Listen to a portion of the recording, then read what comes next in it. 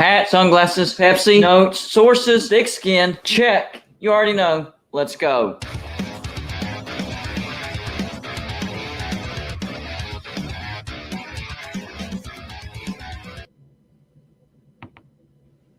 Man, I'm going to give everybody a little timeline, guys, real quick. So, Sunday morning, I got a phone call from Chris that he was not feeling very well. And, he was going to be a little bit late getting videos out. And I told him, get some rest. It's fine, man. Get some rest. Then, come Sunday evening, he gave me a call. Joey, I'm just so sick. I don't think I'm going to get a video out today at all.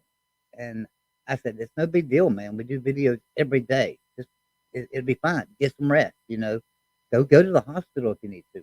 Whatever you need to do. Sunday night, he gave me a call. I'm not going to be able to do a live show. I said, I got it covered. I need to give a state, and everybody remembers this. Y'all were all here. I gave a state of Golden Blue to address and where we were. And so Monday morning, I got up and I texted him to ask him how he's feeling, and I heard nothing back. I called him, but didn't get an answer. I texted him most of the day in and out and called him several times. Figured he was just sick, laying in the bed, and getting rest, and I was happy. Monday night, I texted to him and told him, you must be really sick. We've not talked today at all, and that first time in 2.5, 3 years that we hadn't talked or messaged each other 100 times. On Tuesday morning, I got a phone call from his brothers to tell me that Golden Blue Dude had went into cardiac arrest in the hospital the night before. And, of course, my heart was like everybody else's. It just sank. And, it was 7 o'clock in the morning, and we didn't want to go public with it at the time. Not everybody had been notified, So I had to sit on it most of the day, and I would do anything for Golden Blue Dude. So, guys, this is a show of celebration, celebrating the life of Golden Blue Dude. And we have his brothers that are going to join in with us. So his brothers are Will and Ben. Will, Ben, thank you guys for being here. And I tell you what, this has been a rough week. That's for sure. Yeah. But guys, we have a lot of people in the back room that would like to join in and talk. But I'm gonna make this full screen for Will and Ben, because they want to extend their thanks to everybody for everything that everybody's done. This is a fantastic community, and we know this, but they're new here, right? They're Golden Blue Dude knew how great this community was, and I think they found out how great this community is real quick. So guys, without further ado, I'm going to give you Will and Ben, Chris's brother. Hey guys, can y'all hear us, Joey? Yes, sir. We hear you fine. Okay. Yeah, well, the outpouring from the community has just been tremendous. I think we put out the GoFundMe yesterday, and I believe we're almost at our goal already for the expenses for his final expenses. He was doing what he loved to do, and it's really tough on us right now, and it was just so sudden. Ben, he was up in West Virginia because that's where they live. And I'll kind of go through, Monday, it was just a normal day. And I had heard from Chris on Sunday, and we had talked back and forth a little bit about reaching or how his channel was doing and everything. And, he was excited about everything. And then I got a phone call about 7. And like I said, a lot of you guys didn't know that Chris had a lot of health issues, but he went through a whole lot. His whole life, he was in and out of the hospital and sick, and he just learned how to live with the pain he was in. But so I got a phone call about 6:30, I believe, saying that they were thinking about taking to the hospital. And so I didn't think too much of it, since there's a lot that I mean, it's not an unusual thing for Chris to have health problems here and there. But then they called us around 8 and said that we should get to the hospital. And about 30 minutes after we got there, they had told us he went into cardiac arrest and hadn't come out. But we were able to get his his things, and he was wearing these shoes signed by everyone. And so I wanted to bring them on stream tonight. Say anything? Not yet, I don't think. But like I said, the outpouring from the community is, You sound okay. You sound great. Okay. Yeah, so we thought we'd wear our hats, our sunglasses. We got our Pepsi, thick skin, and we wanted to honor him tonight by coming on this stream and just chatting with you guys. One of somebody, and I'm sure that everybody knows who this man is. Somebody that was a great West Virginia mountaineer. Played on our national championship team, or not, but played for the national championship. A good friend of mine, a good friend of Golden Blue Dude, a good friend of this channel, Bill Wolfley, the Wolfman. Joining us. Wolfman, how you doing, buddy?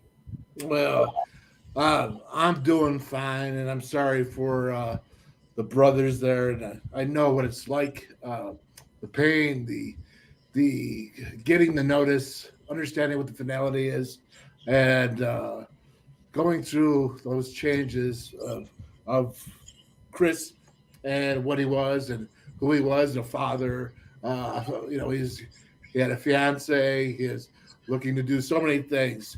And to this channel, I'd like to say is that to this channel, I really saw him grow.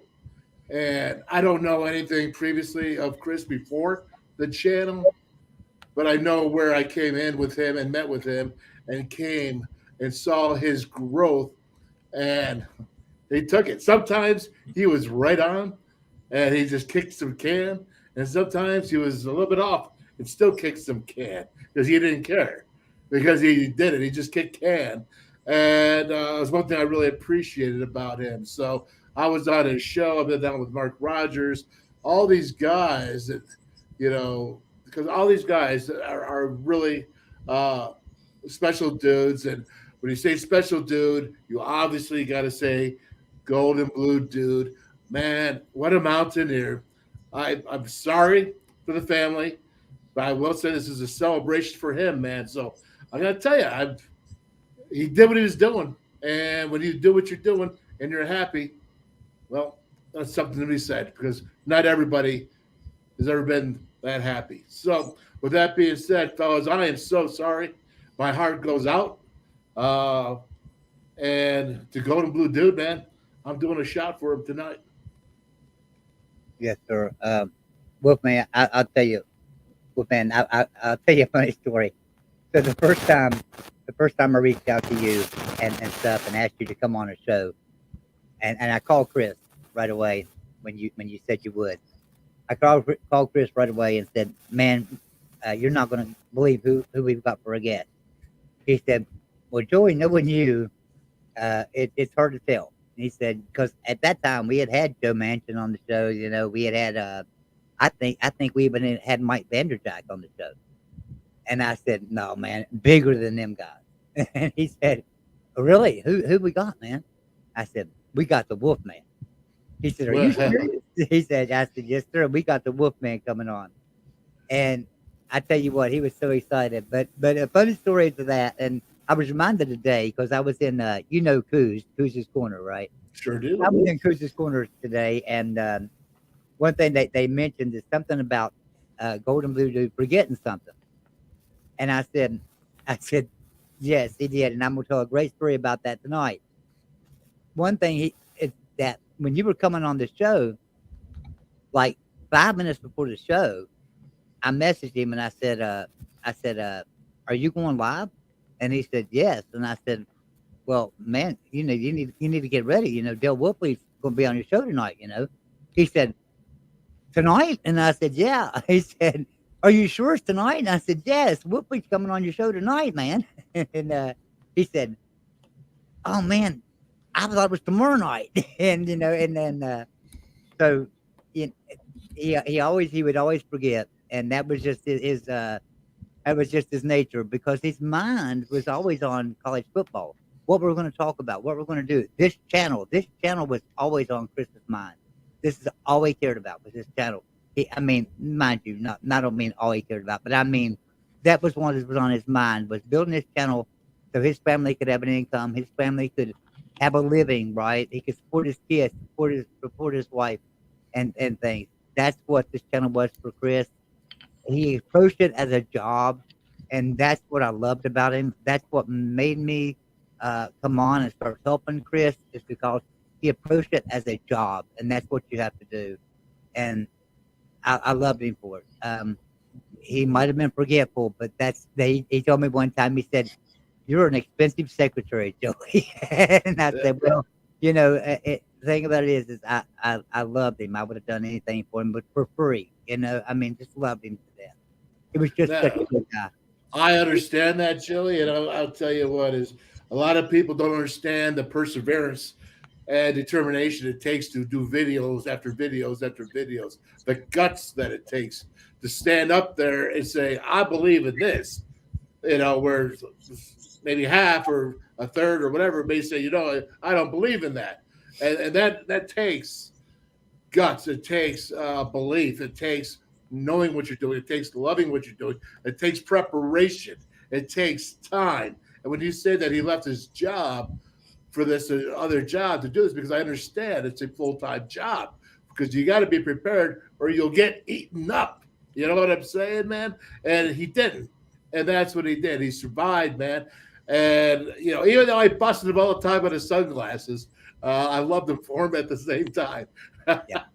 And I'll tell you, again, I just keep going back to celebration, man. So, Chris Petry, Go Blue Dude, myself, I'm not all that stuff you said I was, but I will say is I am heavier than Vanderjack.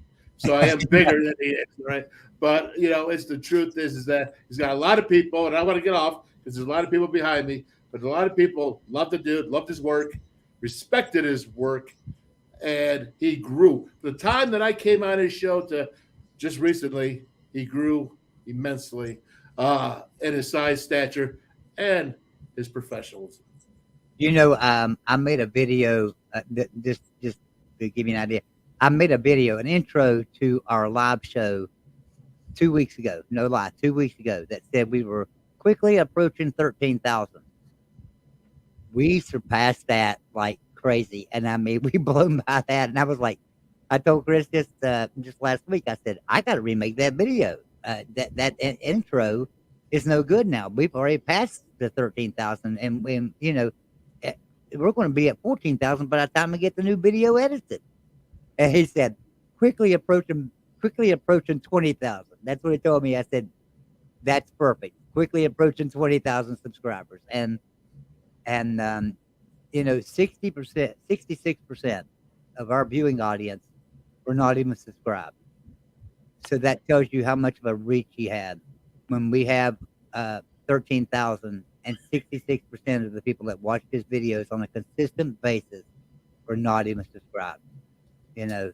That's unbelievable. So Well, all right. I was subscribed. I did watch his videos, and he has my respect. And I will say that God bless him, man. I love you, Wolf Man. I'm out. We'll see, See you. we'll Take see care, later. fellas. So we got a super chat here from David Cummins for $10. Thank you, David. He said, I love Chris and his channel. So entertaining to watch him. I will be forever grateful. I found his channel early and found him. God bless his family. I will tell you this much, and we appreciate all the super chats. If you guys could give to the GoFundMe, Ben, can you post the GoFundMe link, please, in the chat? Exploring with Ben and Sam. Exploring with Ben and Sam, please post the GoFundMe link. If you guys could contribute to that, because YouTube's going to take half your super chats, guys, and the family could really use the money. We have another guy in the back room, and we'll bring him in right now. And everybody knows him, Mr. Mark Rogers. Mark, man, thank you so much for being here. Thank you, Joey. And yeah. Chris was amazing. He really was.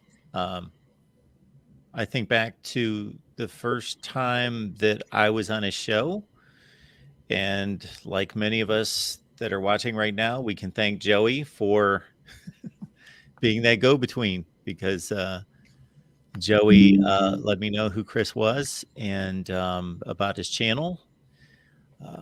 I'm not somebody who's out there looking at a lot of YouTube channels, so I wasn't familiar with Chris.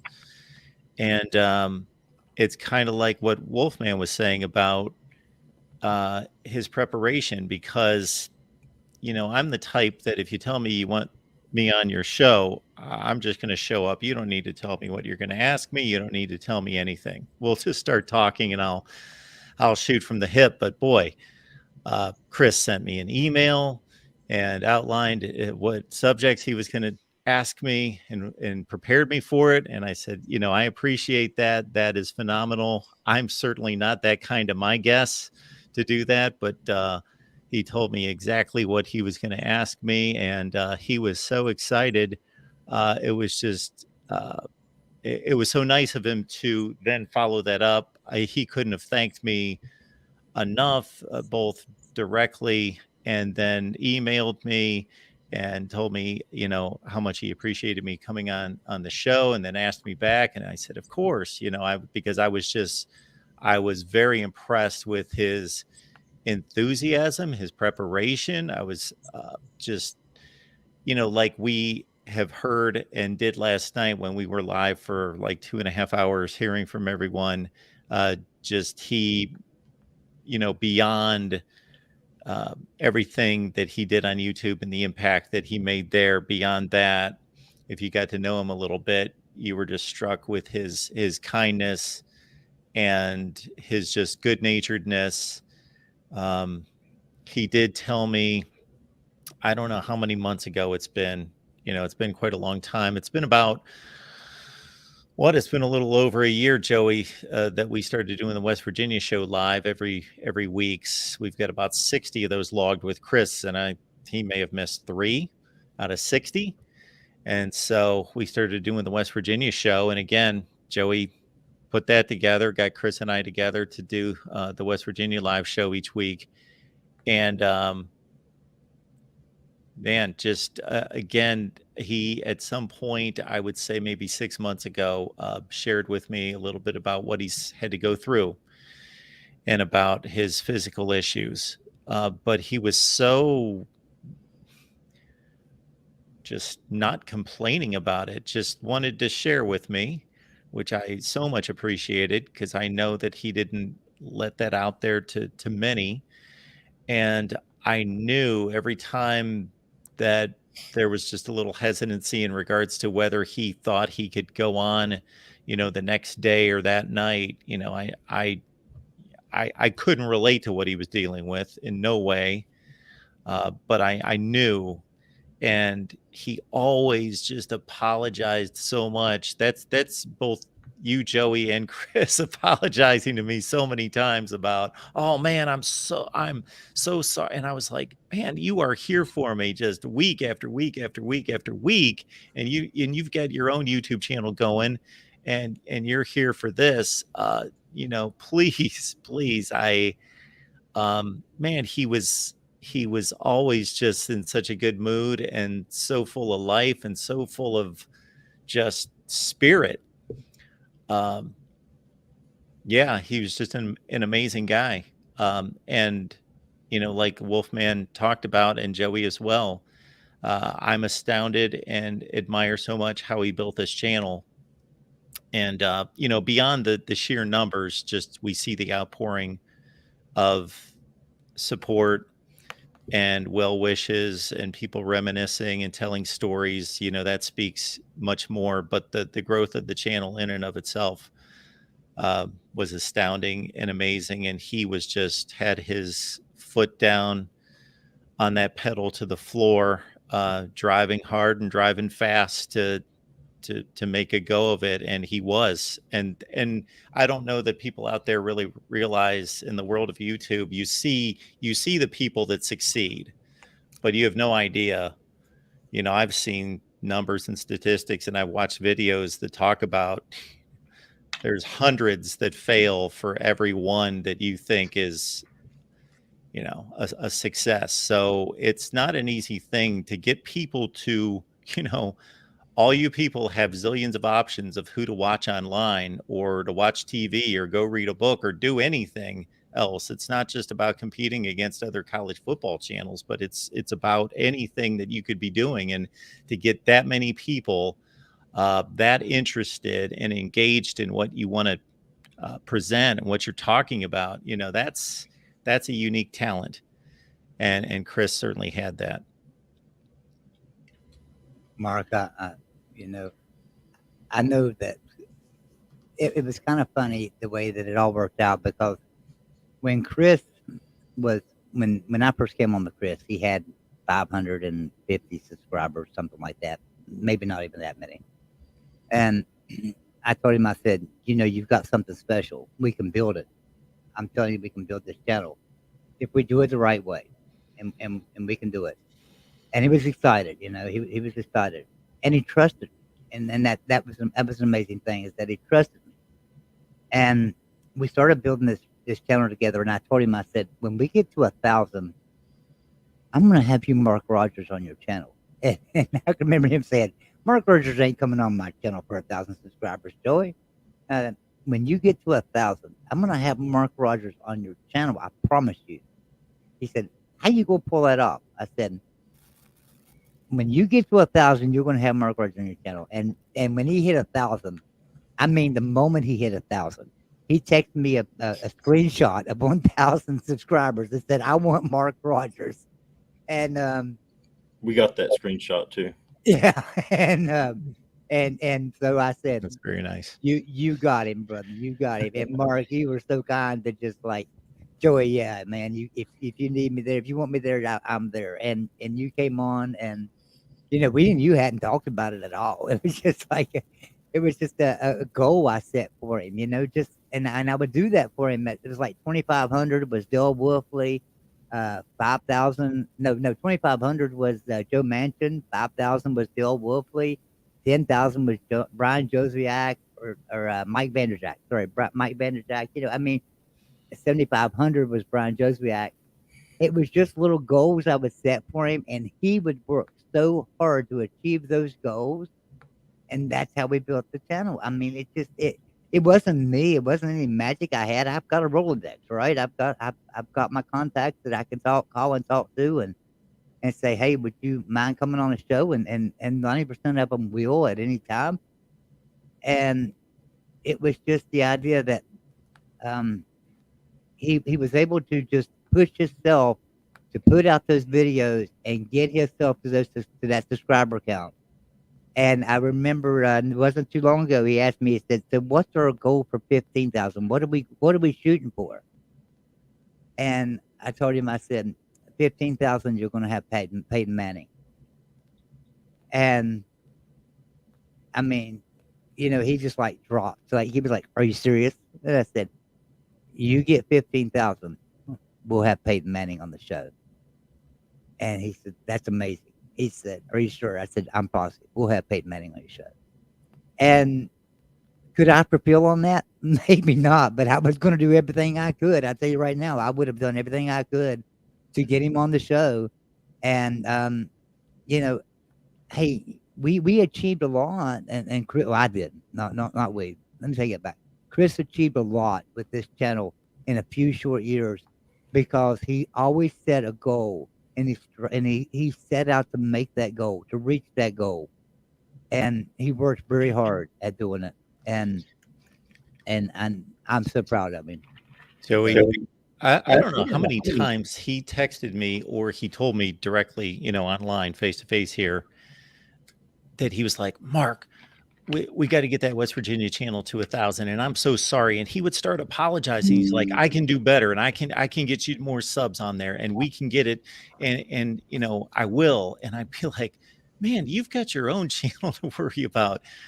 Don't worry about it. We started this. We'll get it going. We're fine." But he's like, no, I'm going to post this, or I'll do this, or I'll simulcast over there, and I'll be pushing people. And he'd tell me, tonight when I go live at 10, I'm going to be pushing people to that West Virginia channel because, I feel bad. I don't know how many times he told me, I feel bad, or I've let you down. And I'm like, no, man, don't tell me that.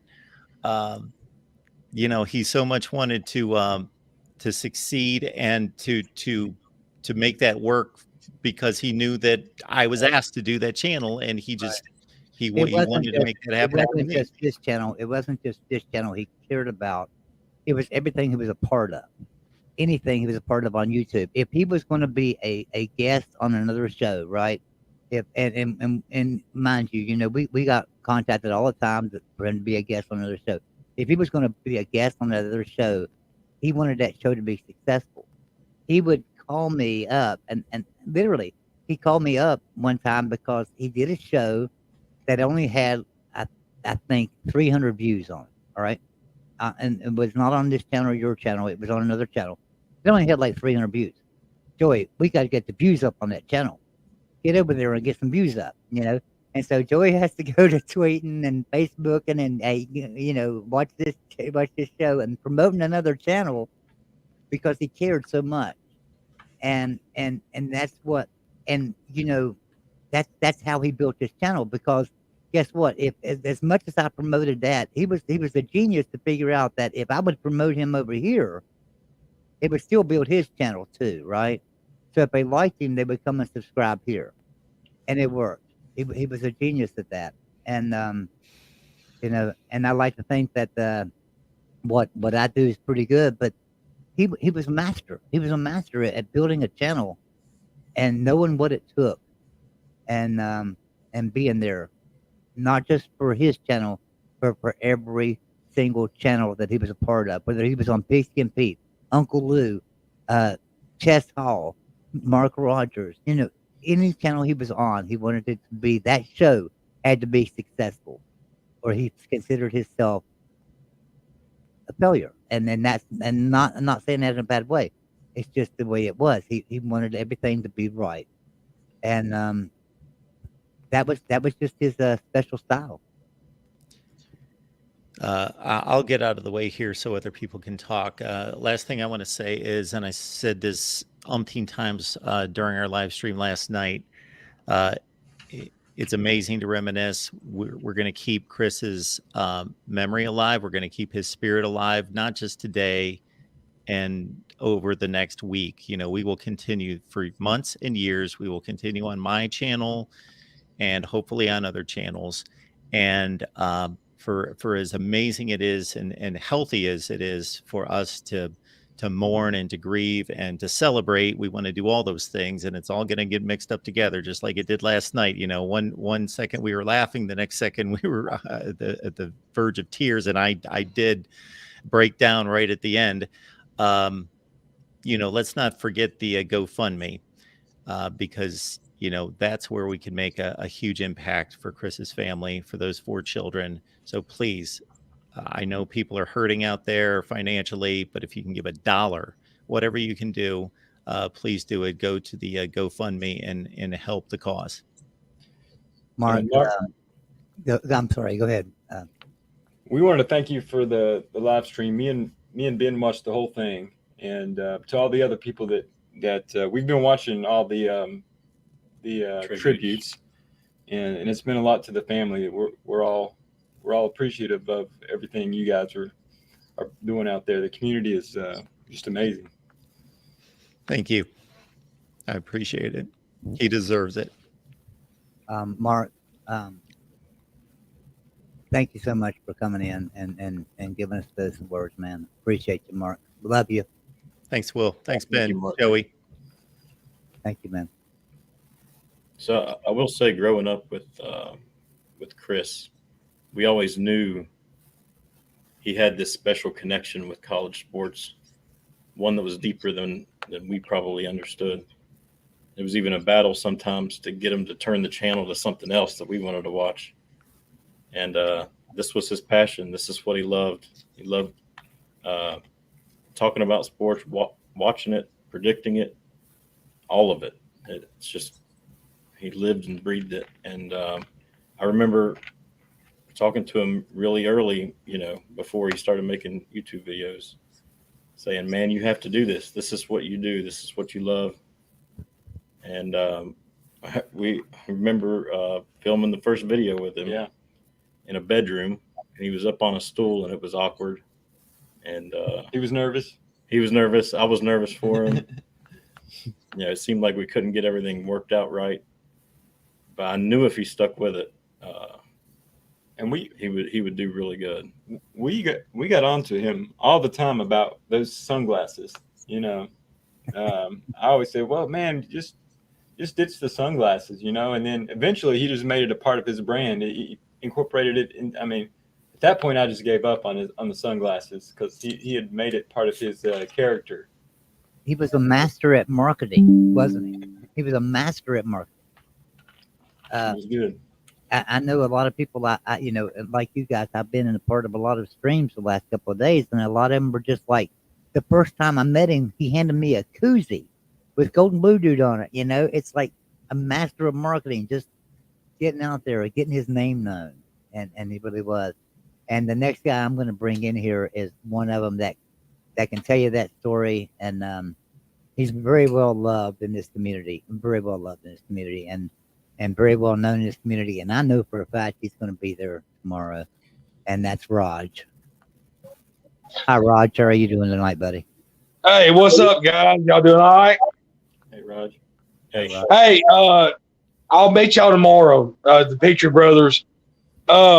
You know, the one thing I want to say is,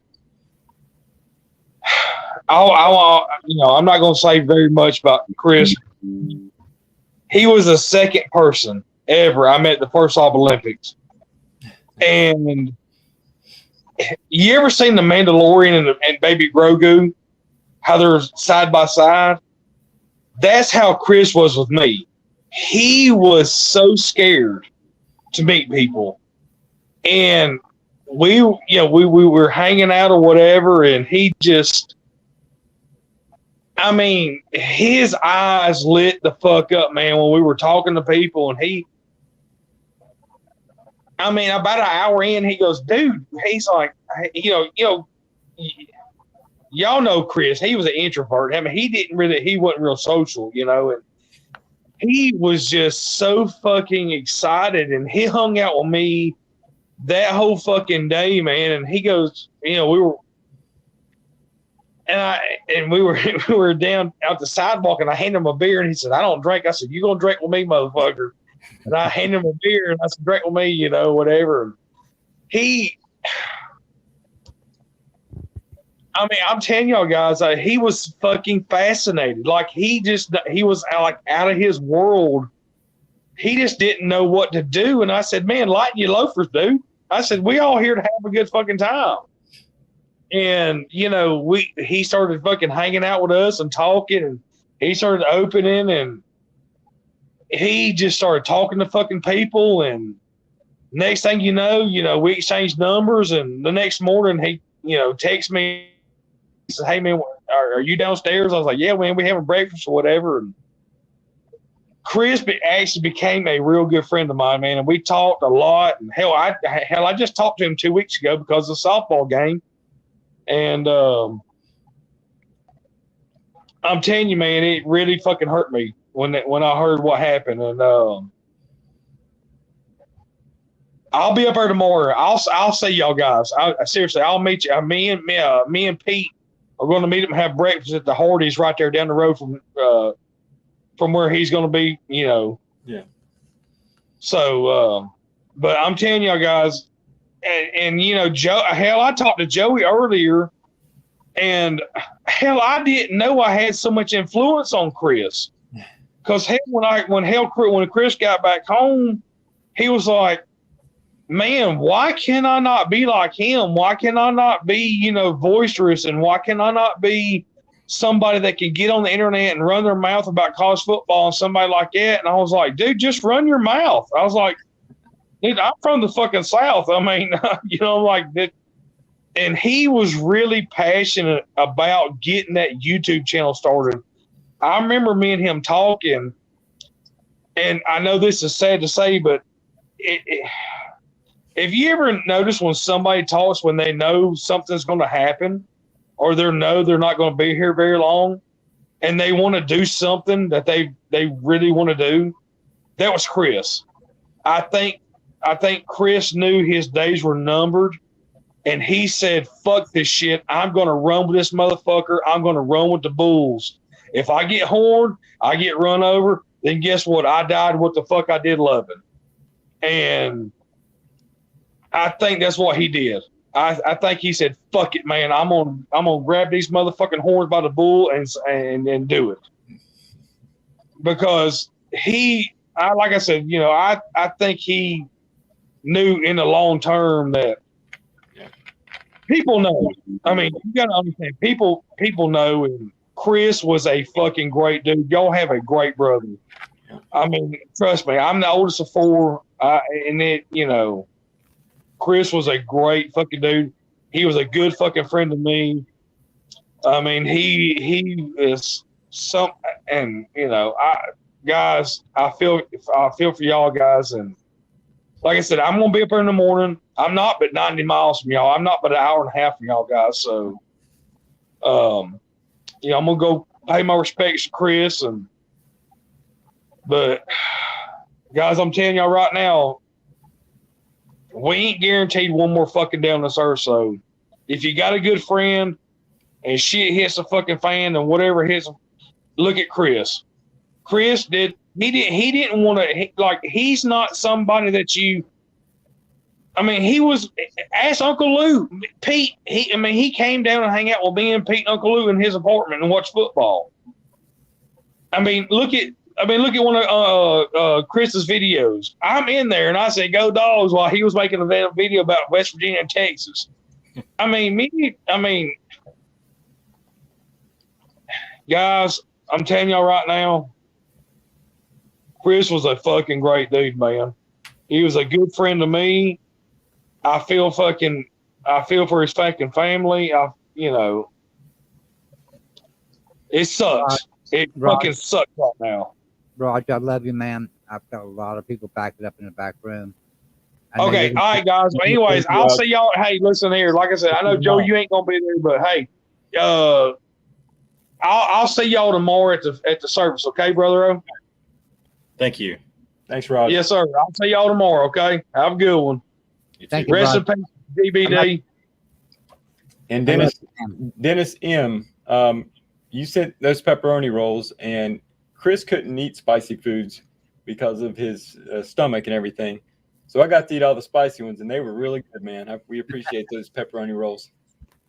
Dennis, I was going to leave that super chat up and clicked it off, but when he got those pepperoni rolls, first thing he did, because it came with a T-shirt too, if I'm not mistaken. Am I right, guys? It came with a T-shirt too. I think so. It was something Yeah. like that. 'Cause And I think he they called have me up. the He said, hot hours. did you get us a new sponsor?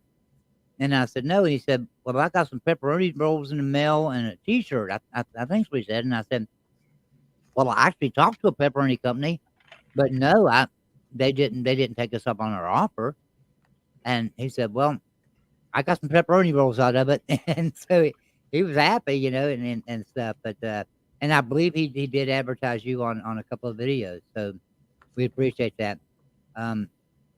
So we got another, well, we've got a bunch of people in the back room. Next one I'm going to bring in, I've shared the StreamYard link. If you guys want to come in, you'll just have to wait your turn. Listen, I am not here to cut anybody off or anything because everybody wants to say their piece about Golden Blue Dude, and I understand that. We can be here all night for all I care. I don't care if this stream lasts 8 hours. Maybe not everybody will last that 8 hours, but I'll stand here with you. So we got Twisted Rooster, a very good friend of the channel. Twisted Rooster, how you doing, buddy? I'm doing good, Mr. Joey. I want to tell the brothers, sorry for your loss. My prayers and everything for your family. I didn't know Chris as well as a lot of people did. I only got to, coming into Joey's family. When Chris knew I was coming in, he told Joey, I guess Joey had the conversation. He said, yeah, take him on. I like his work. And we got to meet at the Slav Olympics, and he was like one of my biggest supporters. Like he took me as his own family. And he touched my wife, and he touched myself. And I'm not going to hold up the channel because I know there's probably 1,000 people that want to talk about Chris. But I just want to say my with you guys. And, everyone that can help, please, hit the link for the GoFundMe, support the family. And I just want to tell you guys that your brother really touched me, and he's an inspiration to a lot of us. So, well, now, Rooster, before you leave, you got to meet Chris at the Slav Olympics, right? So tell us a funny story. Tell us anything. What anything happened? Our biggest thing was like I showed up and I had this crazy chicken head that I was supposed to wear like during the Slav Olympics, and it was so hot that I had to take that thing off. I'm like, I can't do it. And Chris showed up in his clown. He had his clown outfit on. He loved that thing. Finally, after a little while, he's like, Rooster, man, I just had to take that thing off. It was killing me out here in this heat. And I'm like, I feel you. And, it was a couple stories about Chris that happened at the Slav Olympics. And it was really touching to myself and to my wife. He knew I was doing well in the competition, and all he kept saying is, you can do this. It's like, because he knew I was part of the family after meeting him through Joey. And that was it. He handed me his phone, his tripod. He said, here, Joey's doing live. Go in here and talk to Joey. He asked my wife to hold all his personal items while he competed. And it was just like the trust for someone that you didn't know that well that he showed us was really touching. And he was just a wonderful guy, and I was looking forward to seeing him again at the Slav Olympics, and doing more shows with him. He brought me on his live show when I was a nobody, and he tried to help my channel, and that's what he did for everybody, and he never said anything negative to anybody, and that's what I loved about him. And just waking up, looking for that notification button so I could go watch his video when I was driving to work and stuff. It's going to be something I really miss. He was a everyday part of my life, even though I didn't talk to him every day. Yeah. Man, he loved the Slavs. He did. Talked about them. I went to, I guess the 2021 maybe Slavs. No, I went to a softball game. I went to a softball game, and I couldn't stay long. But man, he loved those activities. Yeah, I just, he had an infectious personality. That when I met him for the first time that Friday night before the Slavs, we were all eating dinner and all that stuff, and he knew that I was. It was just like he treated me like I was part of his family after making the connection, through Joey and the YouTube community, and he just loved what he did, and that's inspiring to a lot of us new YouTubers. So watch a guy, he would take the negative that people would say in his little comments or whatever, and he'd turn it into a positive, and he'd go make a video on it, and Yeah, I was supposed to say he turned it into a video, not just turned it into a positive. He turned it into a video. yeah, and it was just great how he did that, and it engaged people to him, and that's it like to me that was his personality, and I'm sure you guys know that, you're his brothers. um he was just that personality that just he could just draw people in, and like Joey said, he was a master of marketing, but his to me his mastery was his personality, because he just came across, and he just treated everyone like they were family, and he just it was very infectious. um, like I said, my wife doesn't watch college football YouTube very much, but she if I'm playing the video and she would hear Chris's voice, she just, oh, is that Chris? I love him. He's my favorite. And she even told Joey the story about, him asking her to watch his personal stuff, his phone, his wallet, and all that stuff. She said, I can't believe he showed us that kind of trust. Yeah. And that's what was great about Chris. So I got some great news. So we are $205 away from the goal on the GoFundMe page. $205 from the goal, and that's amazing. The outpouring support of the Golden Voodoo family, and we always said you are Golden Voodoo, and you are. You are Golden Voodoo, not just us, right? It wasn't Chris that was Golden Voodoo. Golden Voodoo is a brand, and that's everybody. All you guys were Golden Voodoo, and the outpouring of the support has been amazing, and we love you for it. And $200 from our goal, guys. That's amazing. Brewster, thank you so much for coming on, brother. All right, Mr. Thank Joy. you. Thanks, Rooster. Thank you, guys. And someone today was in the comments on YouTube saying that they thought it would be a good idea to finish Chris's mini helmet collection, and I think that's a pretty good idea too. I like that idea. I agree 100%. It would be a great idea to finish that. And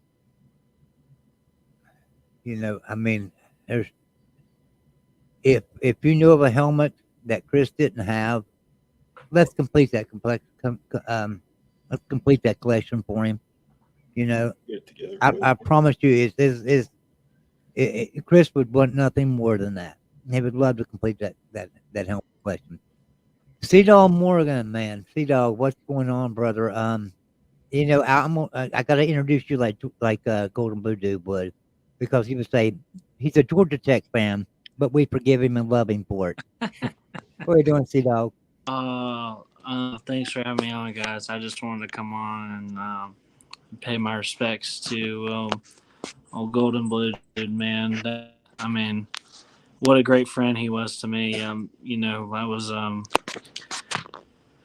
another one that we got together real early, and he was always so cool to me and helped me with my channel and everything. And we did a few collabs, and we even roomed together at the first Slav Olympics, and we would hang out all the time at them things. And I freaking love Golden Blue dude, man.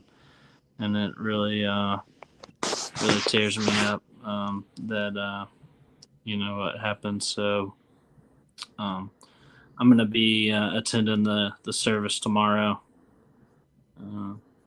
so I'll be there to be able to pay my respects. And I just wanted to come on and kind of just express how much he meant to me. He was He was an inspiration to me, and I always respected his hustle and just his attitude. He had the best attitude, and I freaking love going to Blue Dude, man. So He loved you too. We heard about He did. He did. it. really, Matter of Oh, fact, yeah. We heard about Sea Dog all the time. about a month ago, he told me, he said, Joey, how come we don't have Sea Dog on the show very often? And I said, well, we got a whole line of guests, you know, we can have Sea Dog on if you want Sea Dog. Yeah, we got to have Sea Dog on more often. And I said, okay, you know, we'll get through the next row of guests and stuff, and I'll make sure Sea Dog comes on. You know, he loves you, man. He did. He thought the world of you.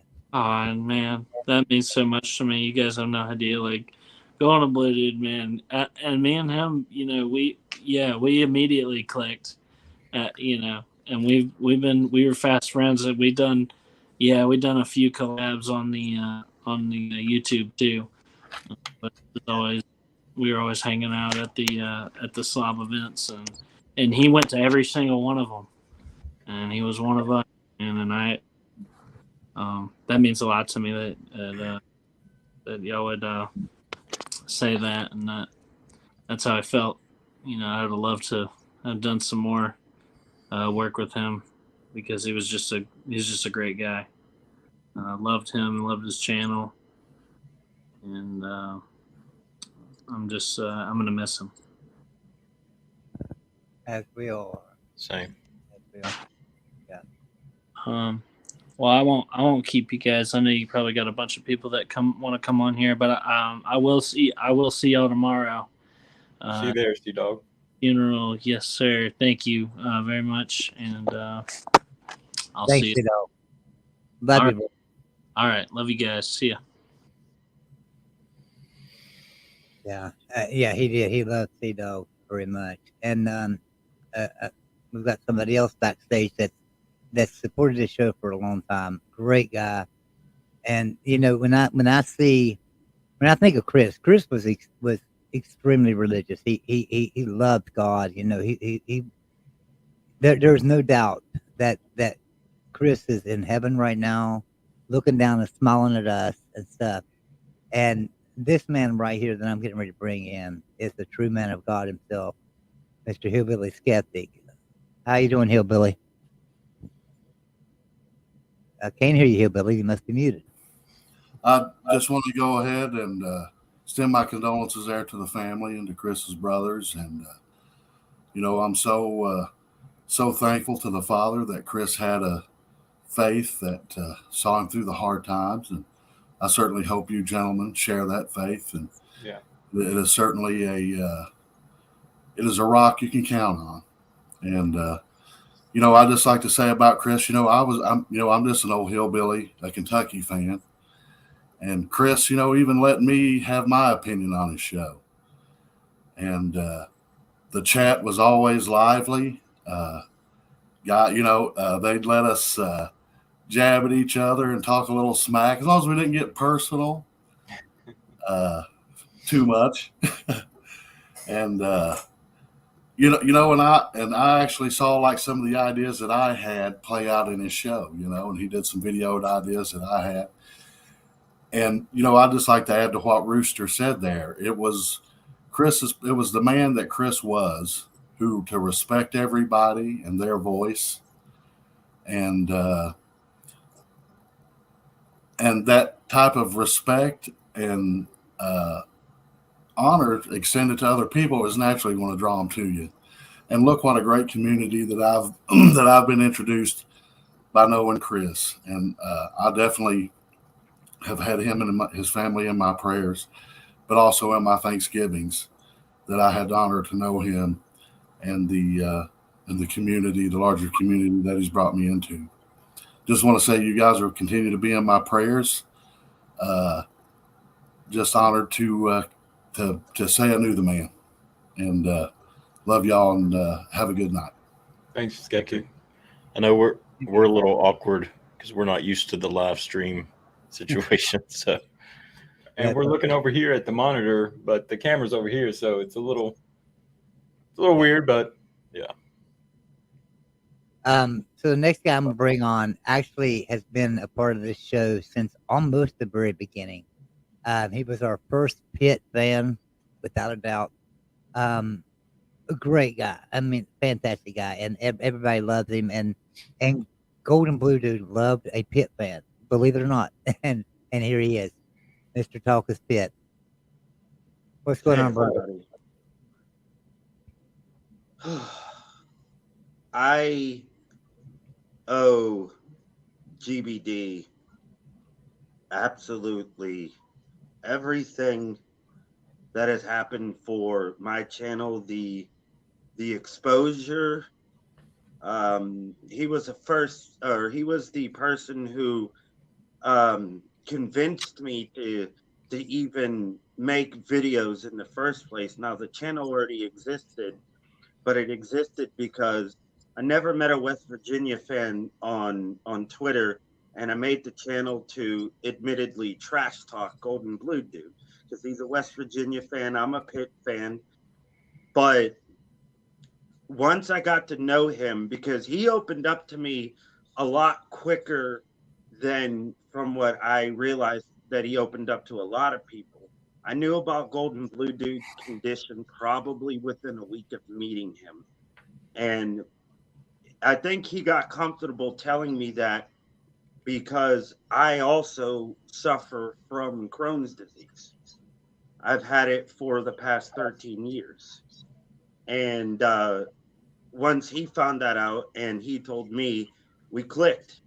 He called me a lot on my phone, texted me. He's even on my personal Facebook page.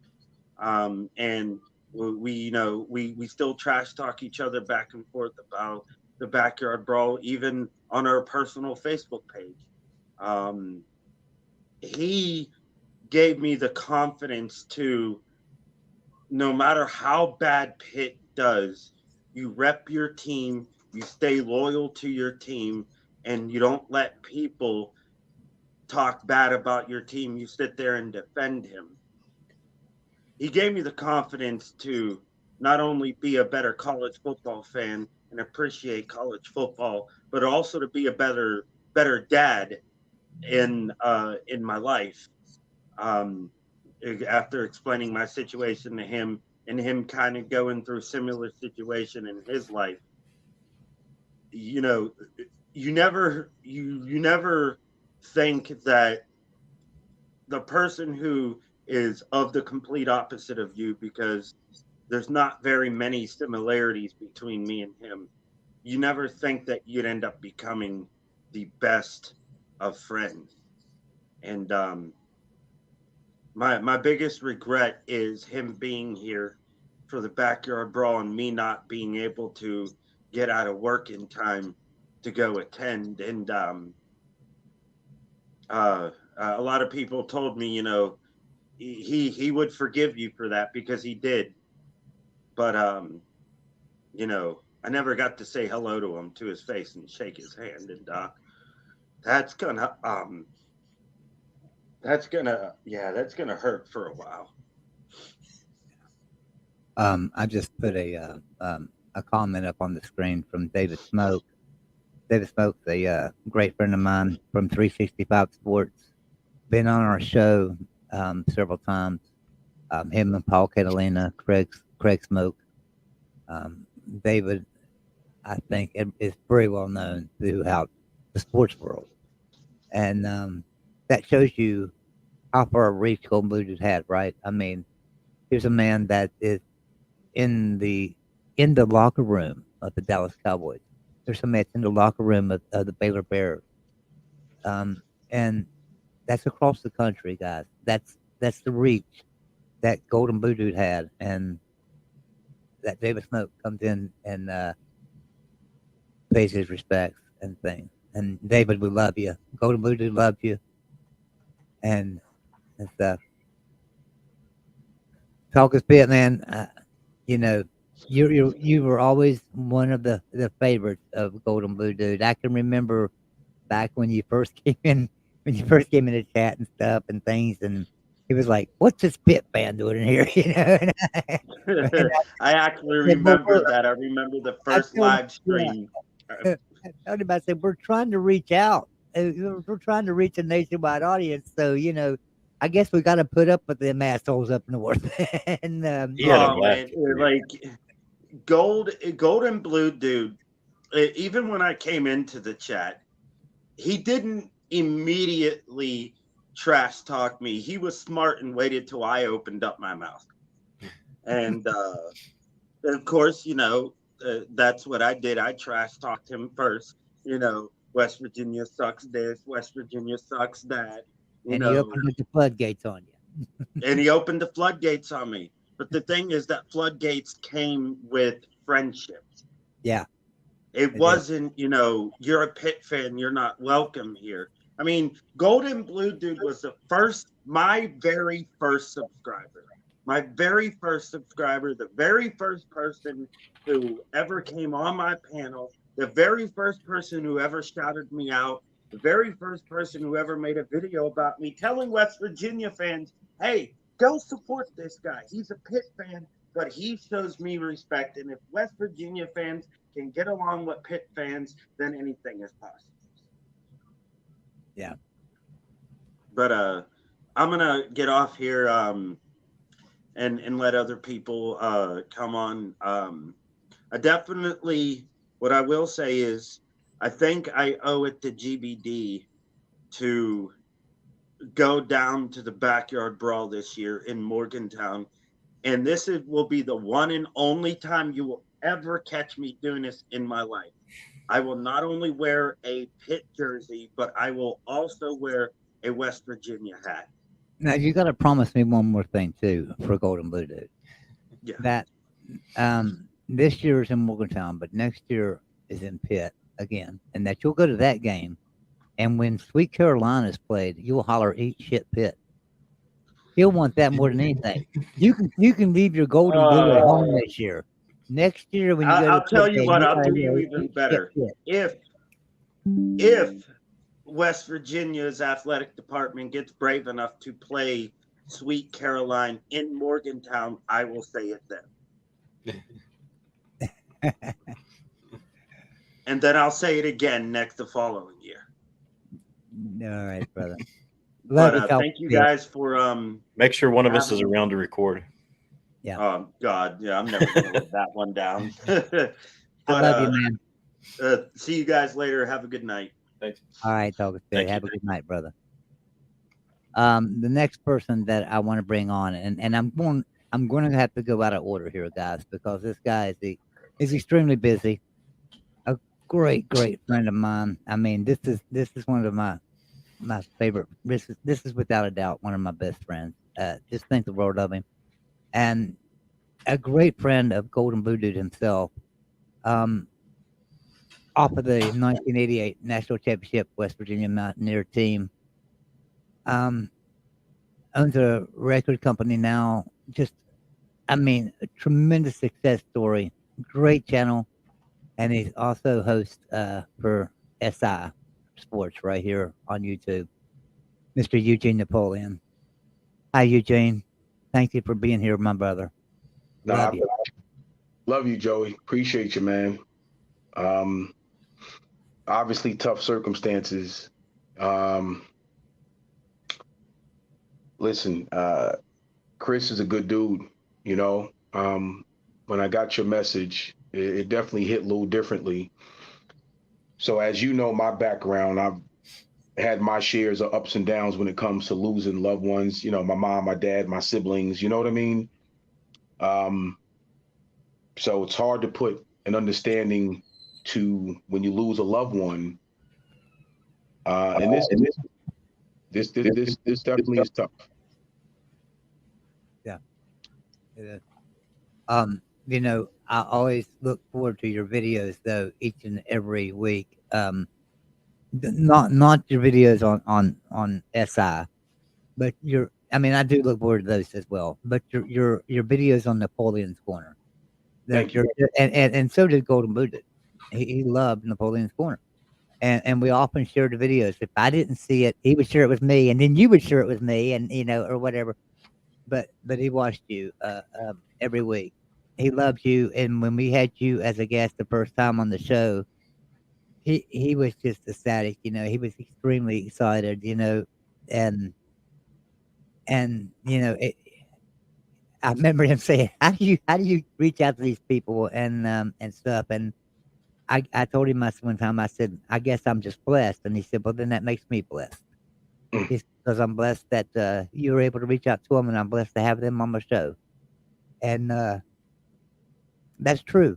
That meant a lot. You know, that means a lot, and that's true though. If one person's blessed and they're sharing that blessing with you, then that makes you blessed as well. Absolutely. And I told Chris this as well, some months back, as I think I shared this with you as well, Joey, that it was an honor having the ability to have him on, my show as well. I'm a vibe person, energy matches energy. Always been that way, and I thank God for it because it has helped me navigate my life. So when you meet good people, their energy kind of precedes them, if that makes sense. And for me, that's the kind of person you are. That's the kind of person Chris was. You understand this is a good, solid human being, man. And it was such a pleasure and such an honor to get to know him. Just a real good, wholesome person. That speaks volumes. It doesn't matter where a person is coming from. It doesn't matter what they have or what they don't have. You cannot substitute any money, fame, whatever, for being a good human being.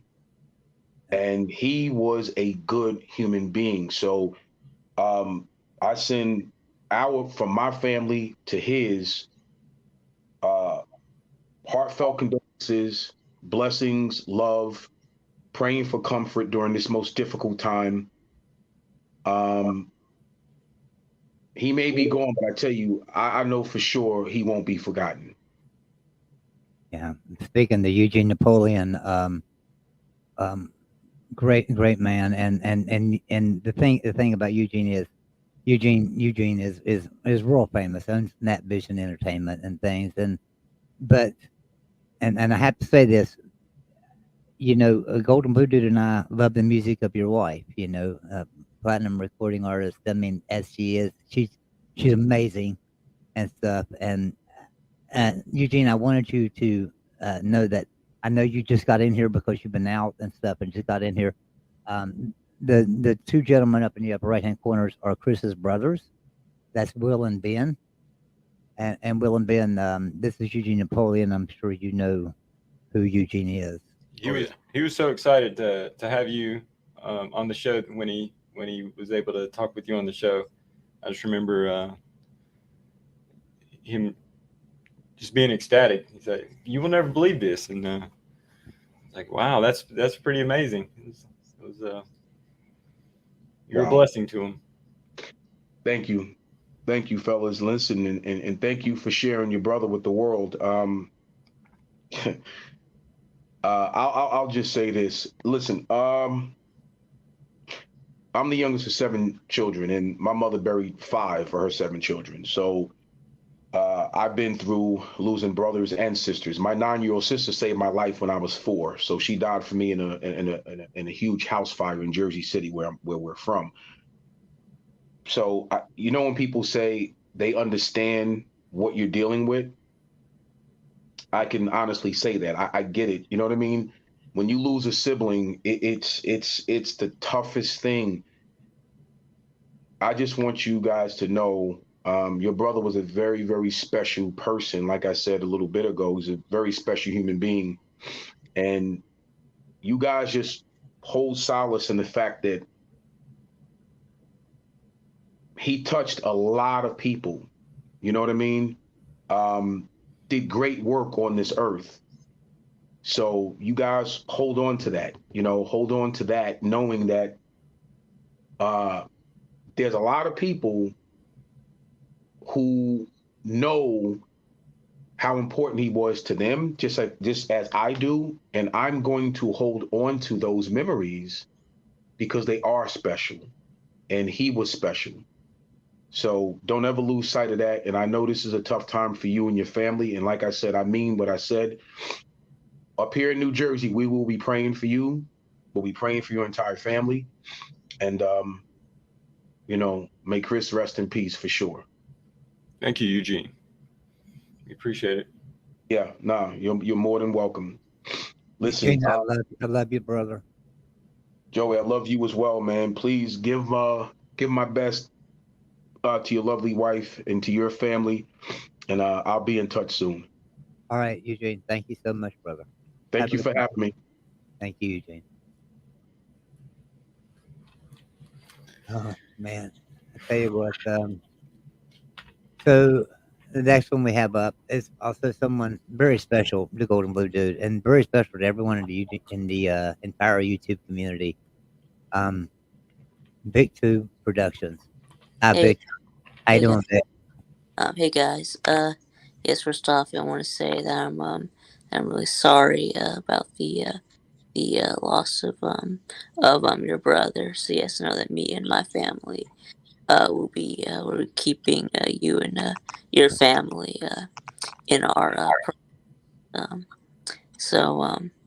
yeah. So I can remember it was about this time. It's been about 7 years ago. Uh, that my Nana died. So yeah, she actually died on April 1st, 7 years ago. But yeah, so yes, the Golden Blue Dude was a really great dude. Really good friend. And yeah, so of course I had met him, 3 times, each of the Slav Olympics. So. And then, of course, one of my favorite memories with him. It was at the second Slav Olympics. Yeah, when we tied in the "Are You Smarter Than a Fifth Grader?"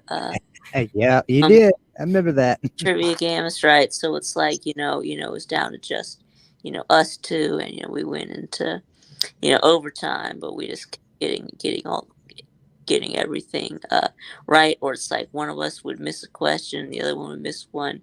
So eventually, we just had to call it a tie. Yeah, call it a tie, and then Golden Blue Dude won. Yeah, How'd you feel about that, Vic? win the whole thing. So Yeah, won the whole thing.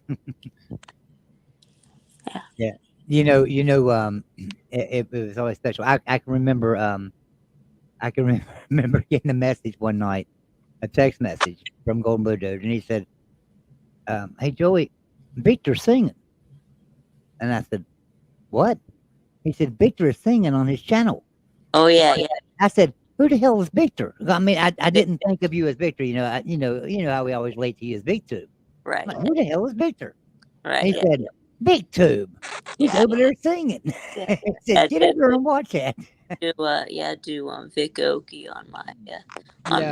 show sometimes. He loved it, man. I just want you to know he loved it, man. He thought the world of you. Yeah. Yes, well, I thought the world of him, too. So, yeah, and I'm really going to miss him. So, Yeah, we all will. And one more thing too. I mean, I'm actually, well, I'm not gonna mention that right now because I'm hoping that Uncle Lou will come on with us because I do have something to talk about with Uncle Lou. And it kind of involves you too, but it doesn't. So I really want to wait and see if Uncle Lou comes in here and stuff before I talk about it. But but Vic, yeah, Vic, he loves you very much, man. And you're very special in this community. We all love you, man. Yes. So I'm really glad that we were able to make his last few years really happy. So Thank you, Vic, too. Thank He you, loved Vic. We'll see you later, brother. all right, love y'all. Bye. Love you, man. All right. Next up, somebody that a great a great subscriber. Just always was there in our chat. I don't know that he ever missed a live show. To be honest with you, I can't think of a single time he ever missed a live show. Maybe a few. Larry Pilgrim. Larry, how you doing, brother? Larry, you're muted. Oh, I'm doing good, Joey. How are you doing? I'm doing great, man. Oh, As good as can be expected. I mean, in the circumstances and everything, but just knowing that we're here celebrating a life, celebrating Golden Blue Dude's life, means a lot to me. yeah, he pushed the envelope of communication and banter, but respectfully, like I said on Mark Rogers' show, you, Coos, and Chris, you West Virginia guys you guys are pretty soft-hearted guys. So, but I mean, of all the talk shows, he had a way. There was something different about him that made him special. And no matter if you bantered with him or not, he would still communicate with you. He didn't have thick skin. I don't care what anybody says. He did not have thick skin. That guy was way too soft-hearted to have thick skin. Actually, you would think that, but he really did. I mean, I'm sure his brothers would agree with me. He had really, I mean, it bothered him. Don't get me wrong. He did not like when somebody, would say something, certain things. Trolls, right? Just trolls. Yeah. But at the same time, he had such thick skin to where he would just make a video about it and just brush it off and go on. Now, whether or not he moved away from it, that has to be him to answer. But he would just brush it off and go on. I remember one time we were having banter, and Chris said to me, he goes, "Come on, you know me." And it was in that moment right there when that's why I feel like he didn't have thick skin, because he literally said, that came from his soul. That didn't come from anything. That was just one of those, you know me. And that was him saying, deep down who I am. And so that's why, since that moment when he said that, I went, this guy really is a softie, and he does this show for the love of the sport, the love of his family. And like I was telling Mark, I really think that as a community, we need to make sure you guys keep going and keep producing stuff for us, for the family. We will. There's no doubt about it. We will. Yeah. Now the future of the Golden Blue YouTube channel, of course, is up to Ben and Will there. But yes, I mean, we want to keep producing content. We got such a huge following and huge support, as is seen by the GoFundMe page, because the GoFundMe page has reached this goal and has actually surpassed this goal. Last I heard, by like $100, so it's probably a lot more than that now. Well, I know, yeah, amazing. And I know super chats coming in tonight. It's really amazing, this community, and I told Will and Ben how great this community was yesterday morning when I spoke to them on the phone and things, and how great this community was, and that we would no doubt raise the money needed. And I don't know if they believe me or not, but you guys proved it to them, and we thank you. And as the super chats just still pour in here, thank you guys so much. We thought the money could be raised, but in a day, in 24 hours, that's kind of what blew my mind, because everything happened a little quick on our end, because Friday is Good Friday, and of course they didn't have any. I guess the services could have been held on Friday, but it would have been a lot of extra logistics that would have made it a lot harder to have the services on Friday. So overtime for all the employees, so it'd be a lot more expensive. Yeah, and so that's why we kind of pushed it to Thursday, and then that made a crunch window of less than 2 days to try to raise the funds and get everything prepared. And so I figured It would take a while to raise those funds, but it was literally 24 hours. I'm just, it was amazing. Thank you guys. Our entire family is blown away completely, just speechless. Probably turned some tears into tears of joy that maybe we don't have to worry about some part of it. I know your pain. I know your pain. Larry, if you don't mind, I'm just going to drop you in the back room for a second, if you don't mind. I'm fine with that, Joey. Joey. And I'll bring you right back in, okay, buddy? So we have somebody in the back room, and I apologize to everyone at the head, but I'm sorry. I'm going to jump this person ahead of everybody because this person meant so much to go. Well, he meant so much to Golden Blue Dude, and he means a lot to me. It means a whole lot to me, and it means so much that he actually is here right now, and I know Golden Blue Dude would love this. So, folks, I want to bring in David Smoke from 365 Sports. David, thank you for being here. And get echo back. Yeah, that I don't know if that's me or not. You know, I'm an old man, and so I don't understand all this technology. So if it's me, let me know. But you go right ahead. I never met him. I think we may have talked a couple of times on his show. He came into our chat room for what we did, and we're all busy until all of a sudden we realize what matters, and it's family. And all these podcasts that have now sprouted up because of college football, because of the family of college football fans. You, Golden Blue, the other podcast, there's other ones, other fan bases, multiple, and I never would have known any of these people, any of you, without our show, and it's been fantastic.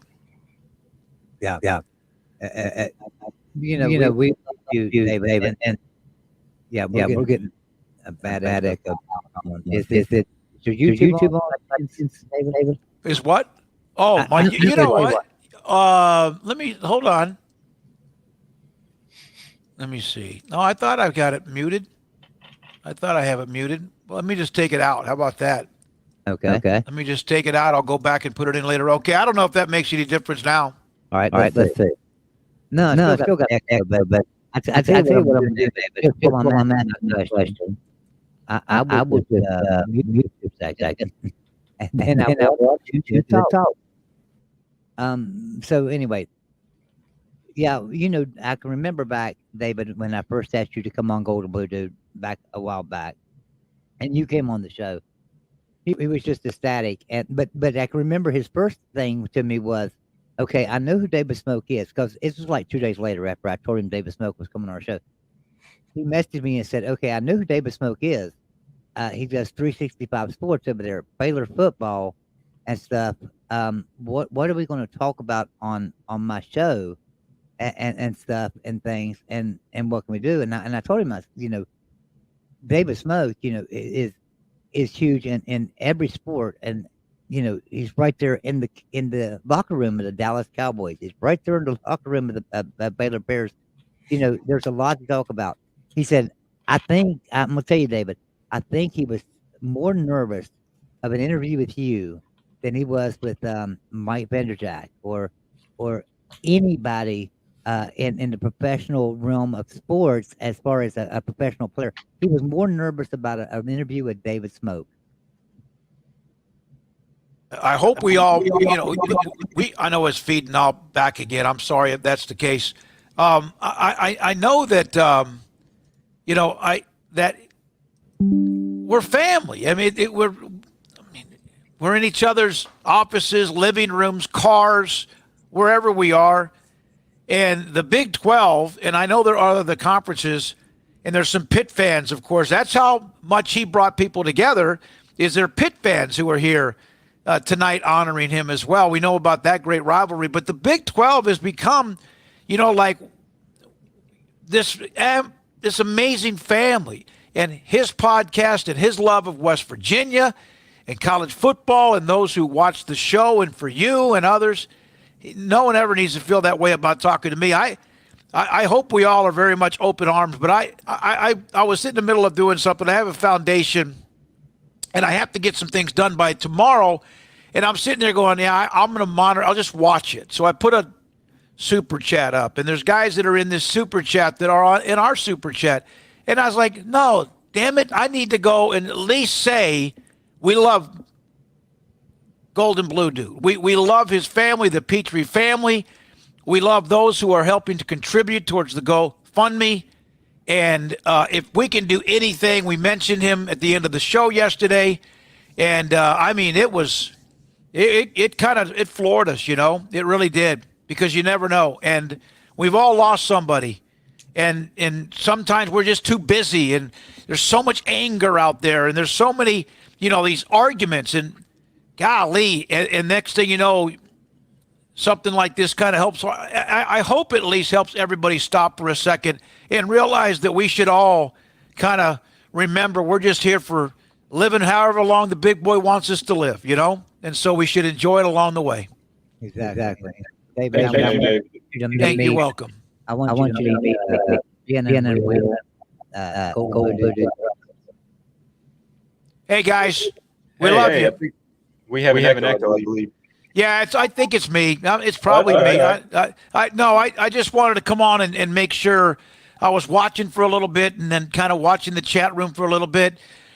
And from everybody that has a podcast, from everybody that's a college football fan, from our podcast to what, you know, Chris meant to everybody. You know, it's just, we love the family. We're here for you. We hope we can help you. Hope that, like I heard just a minute ago, that, you know, tears of sadness and tragedy have turned in some ways of tears of happiness and joy, because you realize how many people loved him. Yeah. And you probably knew that anyway, but it just kind of just overwhelming to watch this support. And I'm so proud of the podcast community, so to speak, for being able to come together like we have. Absolutely. We're in complete shock. Yeah. From the outpouring. And you know, there is a GoFundMe portion, you know, covering expenses portion, right? But I think even more than that, when, you know, we stayed up last night and watched,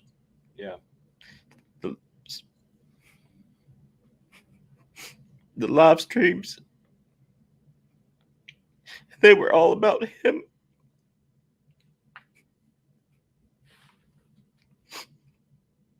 Yeah, every it was amazing. Every show, it just seems like all around the football community, all around the football community, it's just been dedicated to Golden Blue Dude. And David, we love you, man. We thank you so much for taking the time out of your busy schedule to come in here. And you know what? We're never too busy to recognize greatness, to recognize family. We better not be. And let's all kind of take a deep breath for a second. And we miss him. We will miss him. And we will have 100% support for the family. And I'm glad that everyone has come here. And I think it's more than money. It's like I have a scholarship foundation. And at the banquet, I always give money to these amazing student athletes. It's not about the money. That's money that we raise from sponsors. That is really not about the money. It's whatever, couple of $1,000s each for 20 kids.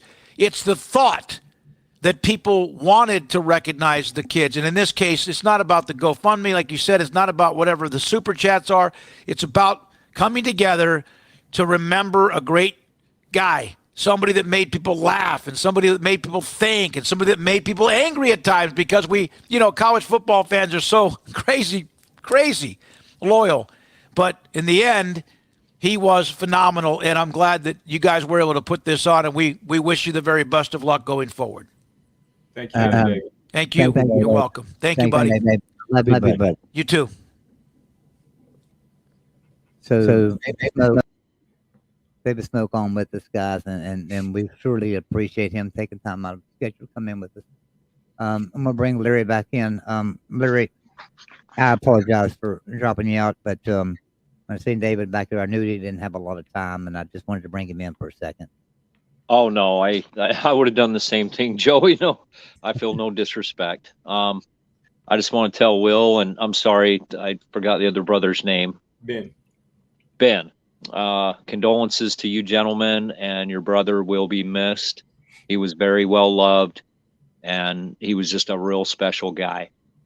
And I just wanted to know, I thought he was very special. Whether I agreed with him, disagreed, he was special, and we could talk and communicate. And I loved him for that. So I hope tomorrow's services go well for you gentlemen. Thank you so much, Larry. Thank you, guys. Larry, thank you for being here, buddy. Appreciate it. All right, the next guy we got in line is somebody that, well, they kind of fought. They fought tooth and nail with each other, but they loved each other. This was a great supporter of the show.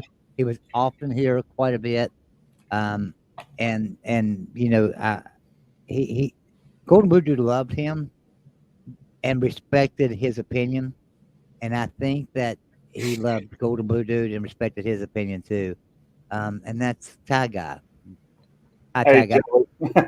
How you doing, brother? Doing good. Will, Ben, I'm very sorry for your loss. As Joey said, me and Chris, we like to fight with each other. We like to argue over opinions of what was happening and this and that.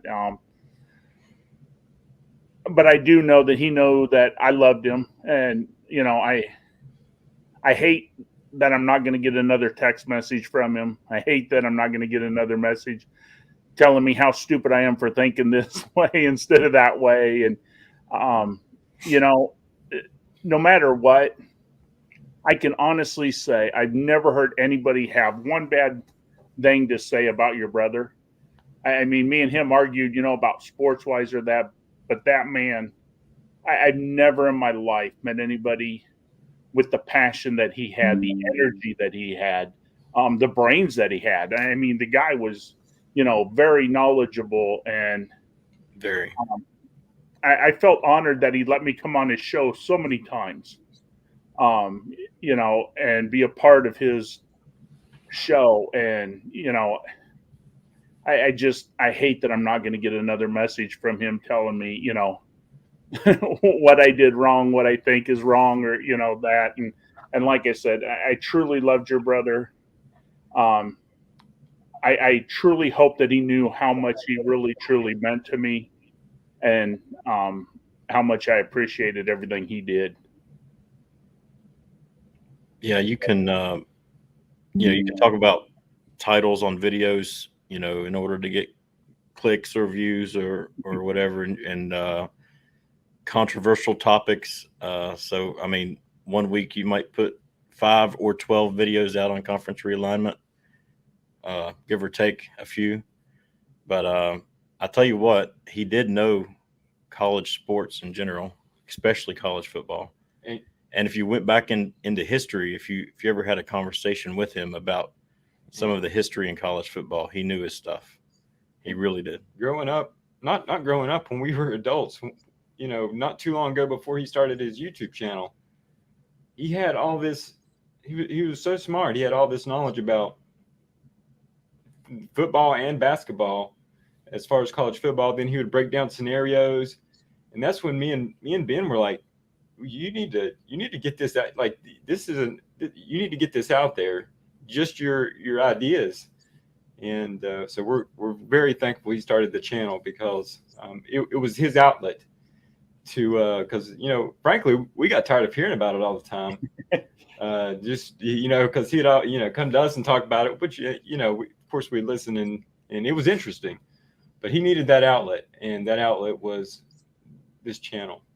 And like I said, it was his last few years were the happiest I've ever seen him, being able to interact with people and just talk with all of you guys.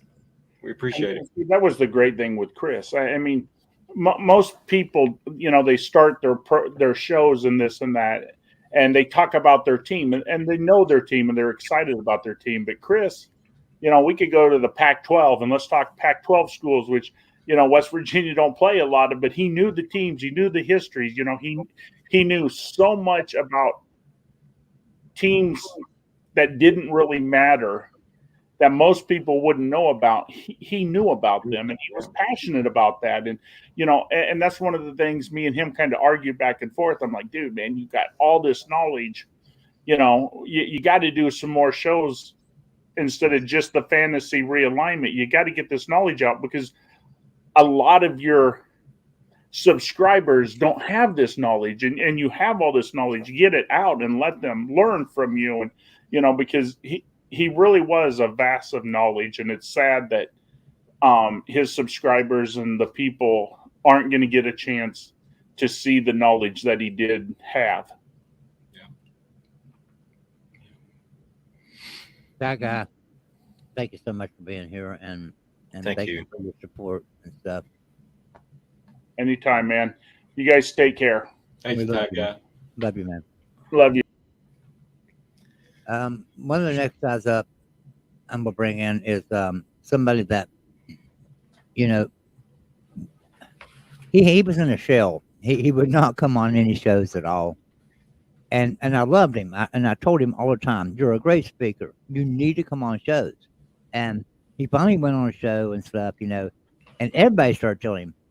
But actually, when Golden Blue Dude told him, you need to come on a show, you need to create your own show, he went out and did it, and approached me and Mark Rogers about doing a USC show. And you know, we got him set up with that. And probably one of the better shows out there right now, Mr. Tim Prangley. Hi, Tim. How are you doing, buddy? I just want to thank you and Will for stealing my thunder and talking about the two things I was going to talk about. But I'm doing okay. You know, you never know when something like this is going to happen. You never know how it's really going to hit you. But I do. Some guys just check in case I need them. I might need them. But you know, Will and I guess Ben stepped away. I just wanted to, you know, give my sincere condolences. I know how hard it could be to lose someone you love, and I'm just really glad you guys get to see his outpour of love that your brother deserves and has earned. And he has really helped a lot of people, because what you just said there is true. I mean, Chris wasn't the first guy to say, hey, but funny, I went on a show one time, he's like, and Tim, go ahead and, you know, talk about your show. And I'm like, dude, I don't got a show, you know? And then he's like, what? And then after I told him that, he was not the first, not the loudest, but the most relentless all the time. Dude, Tim, you got to start a show. Dude, Tim, you got to start a show. And I don't know if I really would have ever had my first show if it wasn't for him pushing me. Now, Joey, you were there too, but man, Chris was way more relentless. So, you know, I just wanted to thank you. And then I was going to thank you also because you just told the story about the fact I used to love it. It was really touching the way, because I'm a little bit like Chris in that, maybe not as smart as Chris, but I used to drive my family crazy too. So when he told me, he would tell the story, he would say that, you guys are, hey, dude, you got to go do something. You're driving us crazy. Yeah. So, I mean, I'm like, that also kind of triggered hit with me. And I connected with him on that one too, because I just can't stop talking about football. And it was nice to know there was someone else out there in the world whose family was like trying to say, dude, go do something with that. Yeah. So, just thank you guys for sharing him with us, man. It's been amazing. I even almost bet on West Virginia. Yes, wow. I did. You know, that's on Chris's word alone, and I'm glad. Well, nobody ever said you was real smart. We just I've never ever said I'm smart. We all know that. But he was just special. I'm really speechless, and I'm just glad I got to know your brother, because he is really, really a great guy. Thank you, Tim. We appreciate the. All right, I'm sure there's a lot of people. So Tim, I love you, man. Love your family. Love you, Joey and Chris. Love you too, man. Talk to you guys later. Talk to you later. Thanks, Tim. Next one that we got coming on, and this was kind of a funny one, because this guy would join our streams, and he's great college football fan, and we love him. But Chris would call me often after the show and say, was he lying like down on the bed just looking at the camera? Was he just like lying down on the bed? And I said, maybe. And he said, did he not sit up and just like talk to us? But guys, what a great guy he is. Robert, how you doing, buddy? Hey. I love you, man. And Golden Booty loved you too, and appreciated all your support and everything you've done over the past. Yeah, the reason why I'm always laying down is because of my lower back. Oh, I know. That's what I'm sorry. I didn't mention that. It was just a joke, you know. It was Yeah, I know. It's because I was saying the first time when we didn't know who you was, it was like yeah, it's like yeah. Lance. But also when you realize I was also an Army vet, just like yourself, Right. we connected really quick. Yeah. Like me, you, and Tide Guy, we were pretty much almost like that little group of veterans. Yeah. Of the community. It's like always like that with us.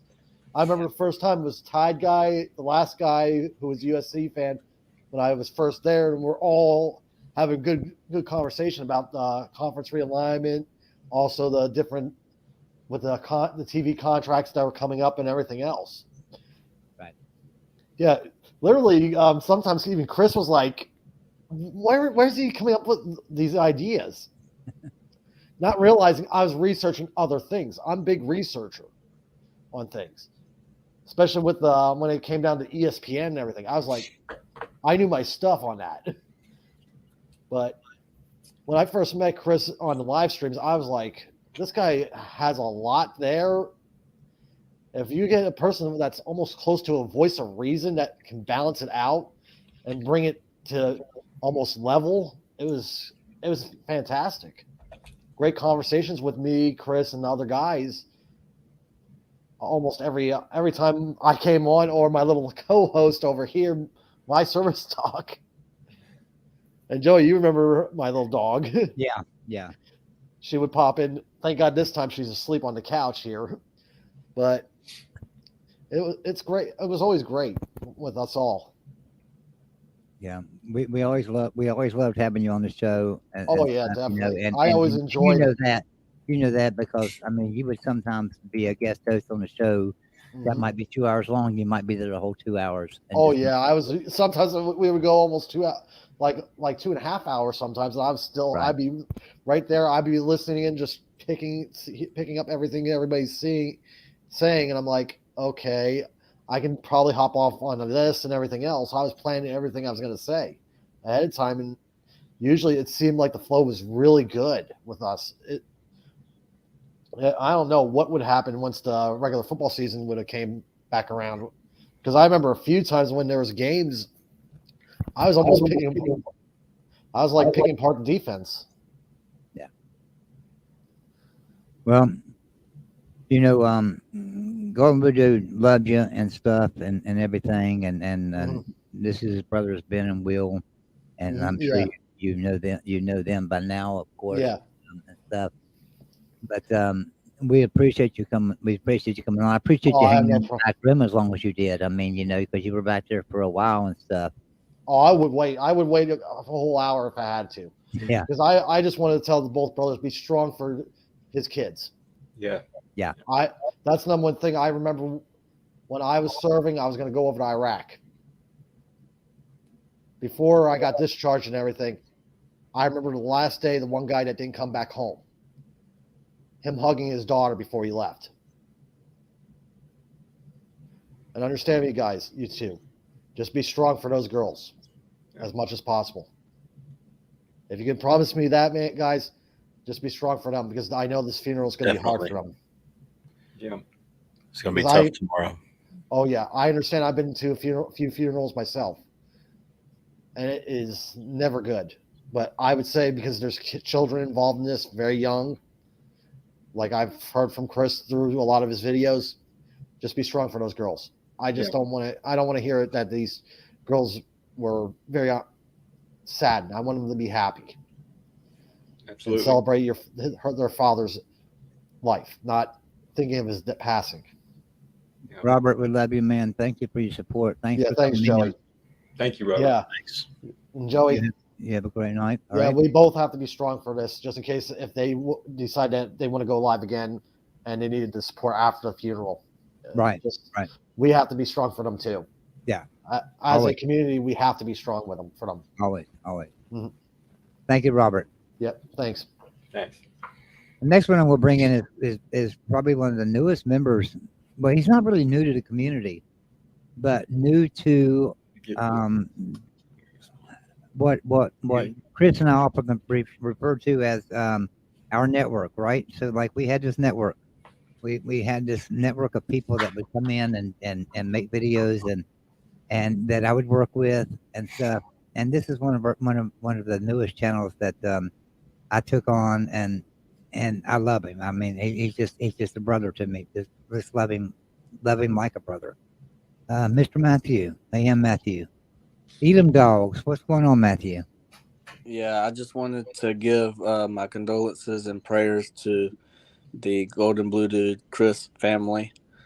And also, I did want to say something. If I don't tell this story, then I don't know if I could ever forgive myself. So, I think it was Joey texted me one day. It was Uncle Lou's Got Talent. Yeah, you got to tell that story. Go for it. That's a great story.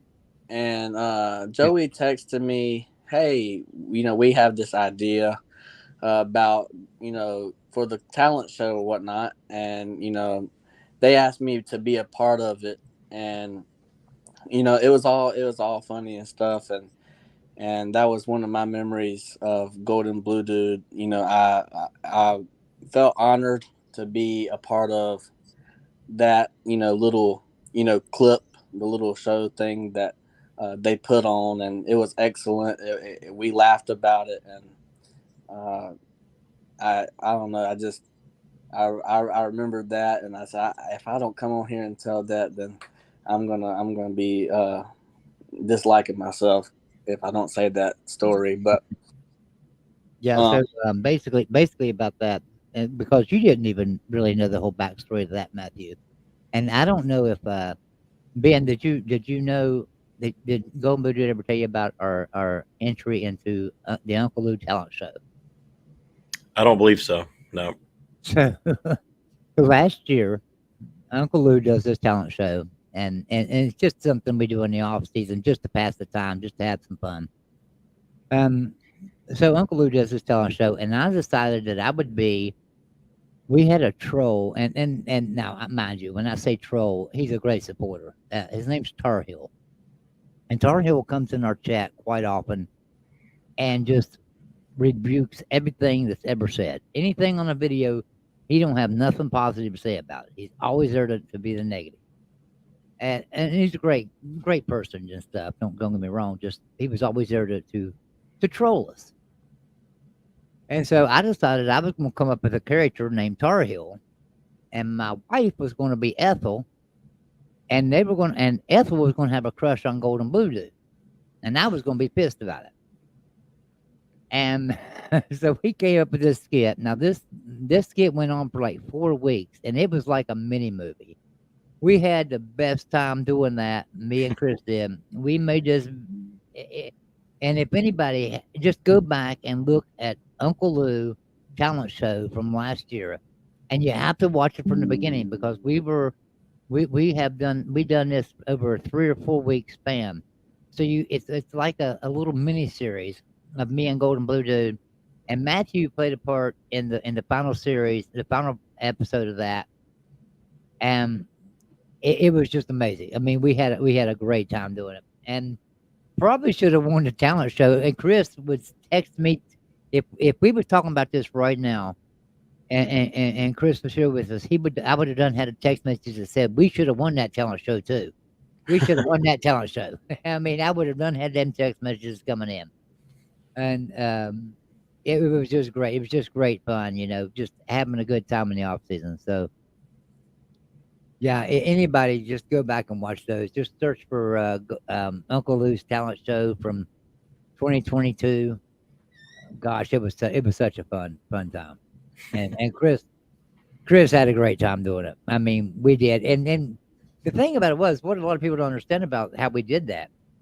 It's like Chris and I were talking on the phone, and we came up with like this little skit, just something simple, and then he would create his side, and he would play off what we talked about, and he would send me the video, and I would download the video, and I would watch it, and I would play off what he said, and then I would send him what I had addition to it, and he would play off that and send it back to me, and I mean, so each video took us a couple of days to create, just sending the videos back and forth to each other. And it worked out so well that it just became like this miniseries. And I mean, it had a lot of supporters. And actually, in the off season last year, I think we grew 2,000 subscribers, and we accounted 1,000 of those thanks to Uncle Lou and that contest of the talent show, and we just had a great time doing it. So, but Matthew, yeah, thank you so much for playing a part in that. And thanks for that great memory. I mean, that was so much fun. I enjoyed the hell out of that. And also, I got to meet him at the Slob Olympics 2022. That's the first time I got to meet him. And then, as you see in this picture, that's at the Slob softball game. I got to meet him. A pleasure to meet him. Very nice guy. You know, I was asking him all kinds of questions, like, you know, I remember, I think I started watching him whenever he was around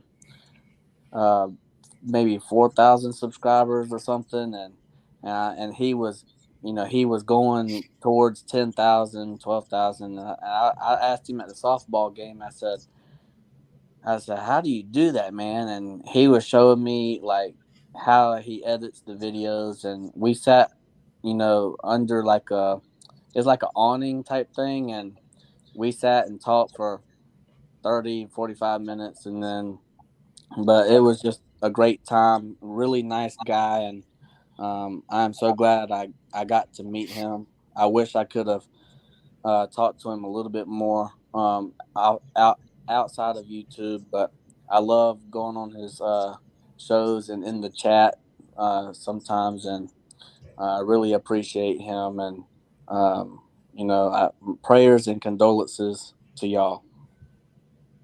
Thank you, Mayhem. You know, I was actually with him at that softball game, and stayed for a while, but I had to go to an emergency care place and get a cyst worked on because I couldn't walk. But I remember coming back and picking him up, and I remember you guys under the shed. Yeah, we had talked, and he was showing me all kinds of stuff. But I do appreciate everything he's done for the YouTube community. Yep. Thank you, Matthew. I think we can. We're feeling the support, all the way around, and it's not just us two. It's our entire family that are upstairs, you know, watching this actually, probably, and so they're watching too. So I'm speaking for them as well. His fiance, his kids. We all thank you so much for the support that we've seen. It's been unbelievable. And like I said earlier, we were talking about the GoFundMe side for his final expenses, but you know, just we've been so sad. We've been crying for 2 days now. Cried out. I'm sure that's going to change tomorrow, but we can't say thank you enough. I don't even know how to say thank you, or you know, doesn't seem like enough. But it's just been incredible, and that's from the rest of his family as well. But again, going back to the tributes, turning some of those sad moments that we've had in the past 2 days into some happy moments, watching these videos and just in awe of the people's response to the whole situation. So from our family, I just want to say thank you guys so much, because it's been really, really, really helpful for us. Matthew, brother, we love you. Thank you for coming in. Yes, thank y'all for letting me come on. And rest in peace, Golden Blue Dude. And Have a good night. Have a good night, Matthew. Bye. And then I saw Hunter guy. Yeah, he did get to watch WVU bring home the Black Diamond Trophy from Pittsburgh, and that was pretty fun to watch that. He was super excited about that. And Paul Gee, I saw your comment. he was sick since he was a kid. He was born with Crohn's disease and ankylosing spondylitis, but he hid it well. He was always in pain, but kept a smile on his face through everything. But he was in and out of the hospital his whole life, and he had surgery on his lower intestine 20 years ago, and they had to remove part of his stomach, and that's why he was so skinny and frail. He didn't absorb food the way you and I would, because of half of his lower intestines were missing, and so, but he had a perforation back then, and I rushed him to the hospital, and we had made it just in time, and they were able to do emergency surgery back 20 years ago, and it was a long road for him to recover, but this time it was the same almost the same exact scenario. It was just that his body was frail at this point, and his body couldn't fight like it did when he was younger, and that's kind of what happened. He had another spell just like he did 20 years ago, and that's kind of. Well, Will, let me say thank you for 20 years ago, because if you hadn't been there to rush him to the hospital, he wouldn't have been here for us right now to enjoy. So thank you for 20 years ago, because I'm glad that I've got to know him over the last several years. And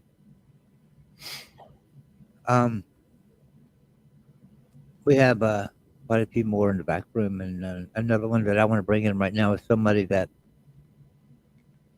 Oh wow, this is really tough.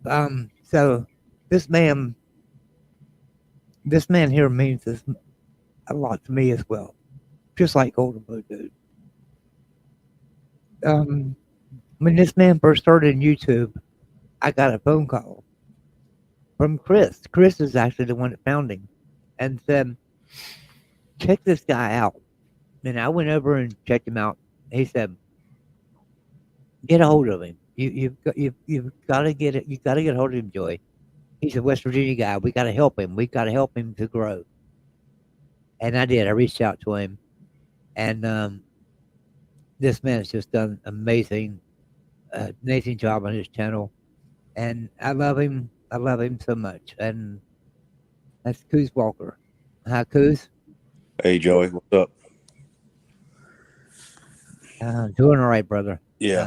Under circumstances. Will, Ben, nice to meet you guys. Nice to meet you, Cuz. Fellow Mountaineer. Absolutely. Go Mountaineers, man. Today, when I'll get to what I want to talk about in a minute. My phones don't have a lot of juice. I'm having to do this in my garage because my family's in the bed. But West Virginia got a big transfer today in basketball commitment, and one of the first things that came to everybody's mind, at least on my channel, was, man, Golden Blue Dude would have been so excited about this, because we knew how much he loved the Mountaineers. But what I want to talk about, it kind of relates to what you said, Joey, is he wanted me to succeed at this, and it meant a lot to me. He and I talked several times about it.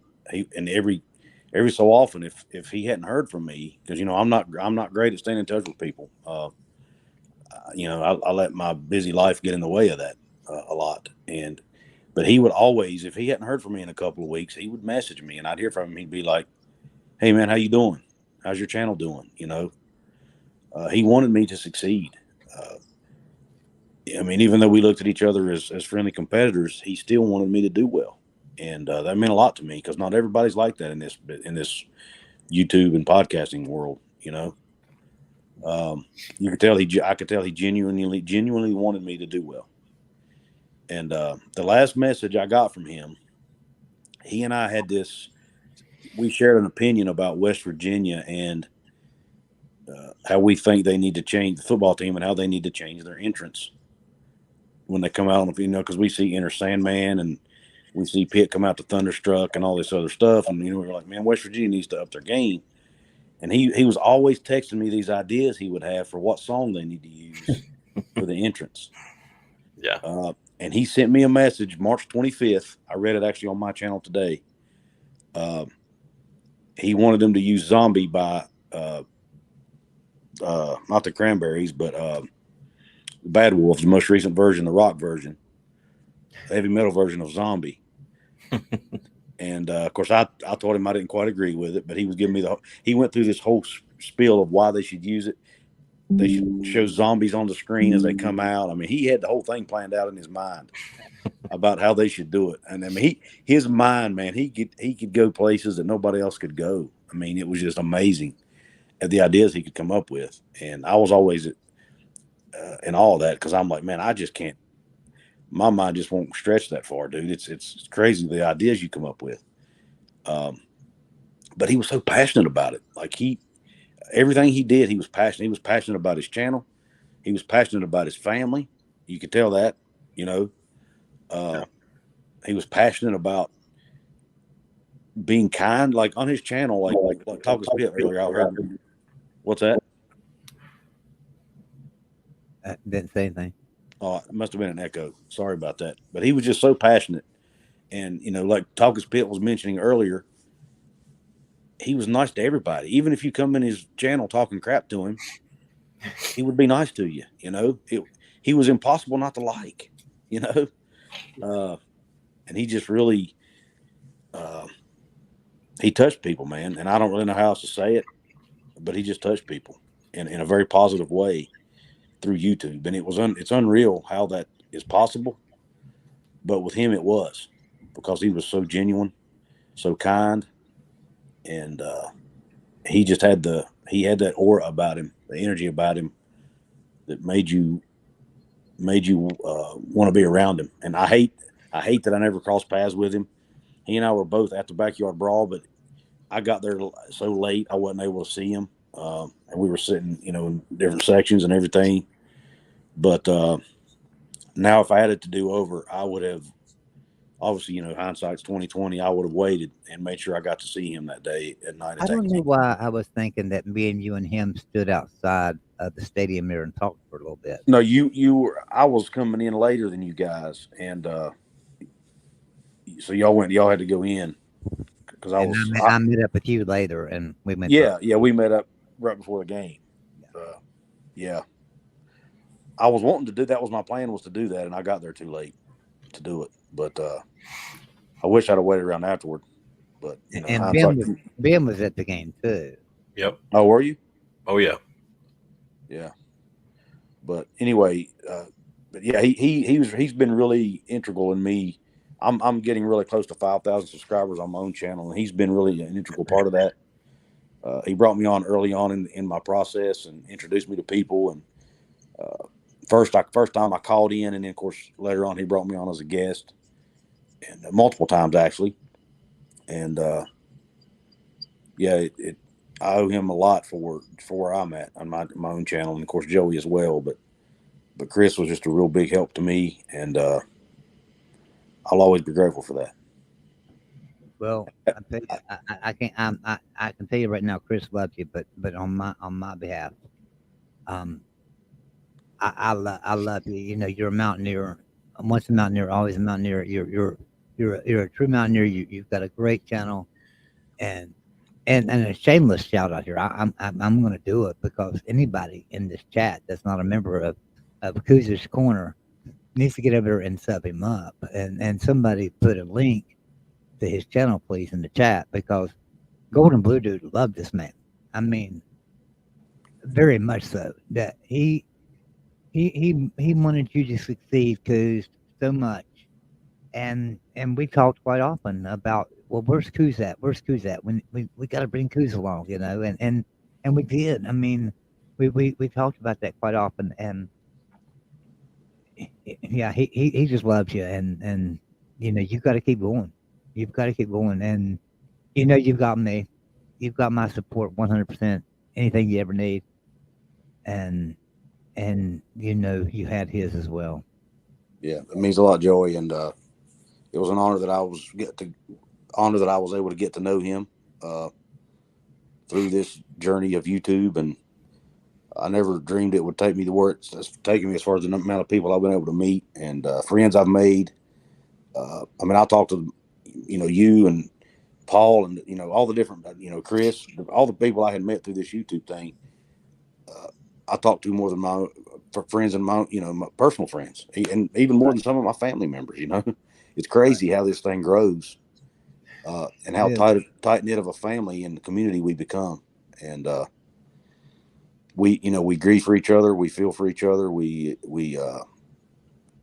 it's nuts. But I'm glad I got to know him, and I will never forget. I'll mention this today too. The one video that always sticks out in my mind. They got some snow in South Carolina a couple years ago. He made a video of him building snowmen with his kids. Yeah.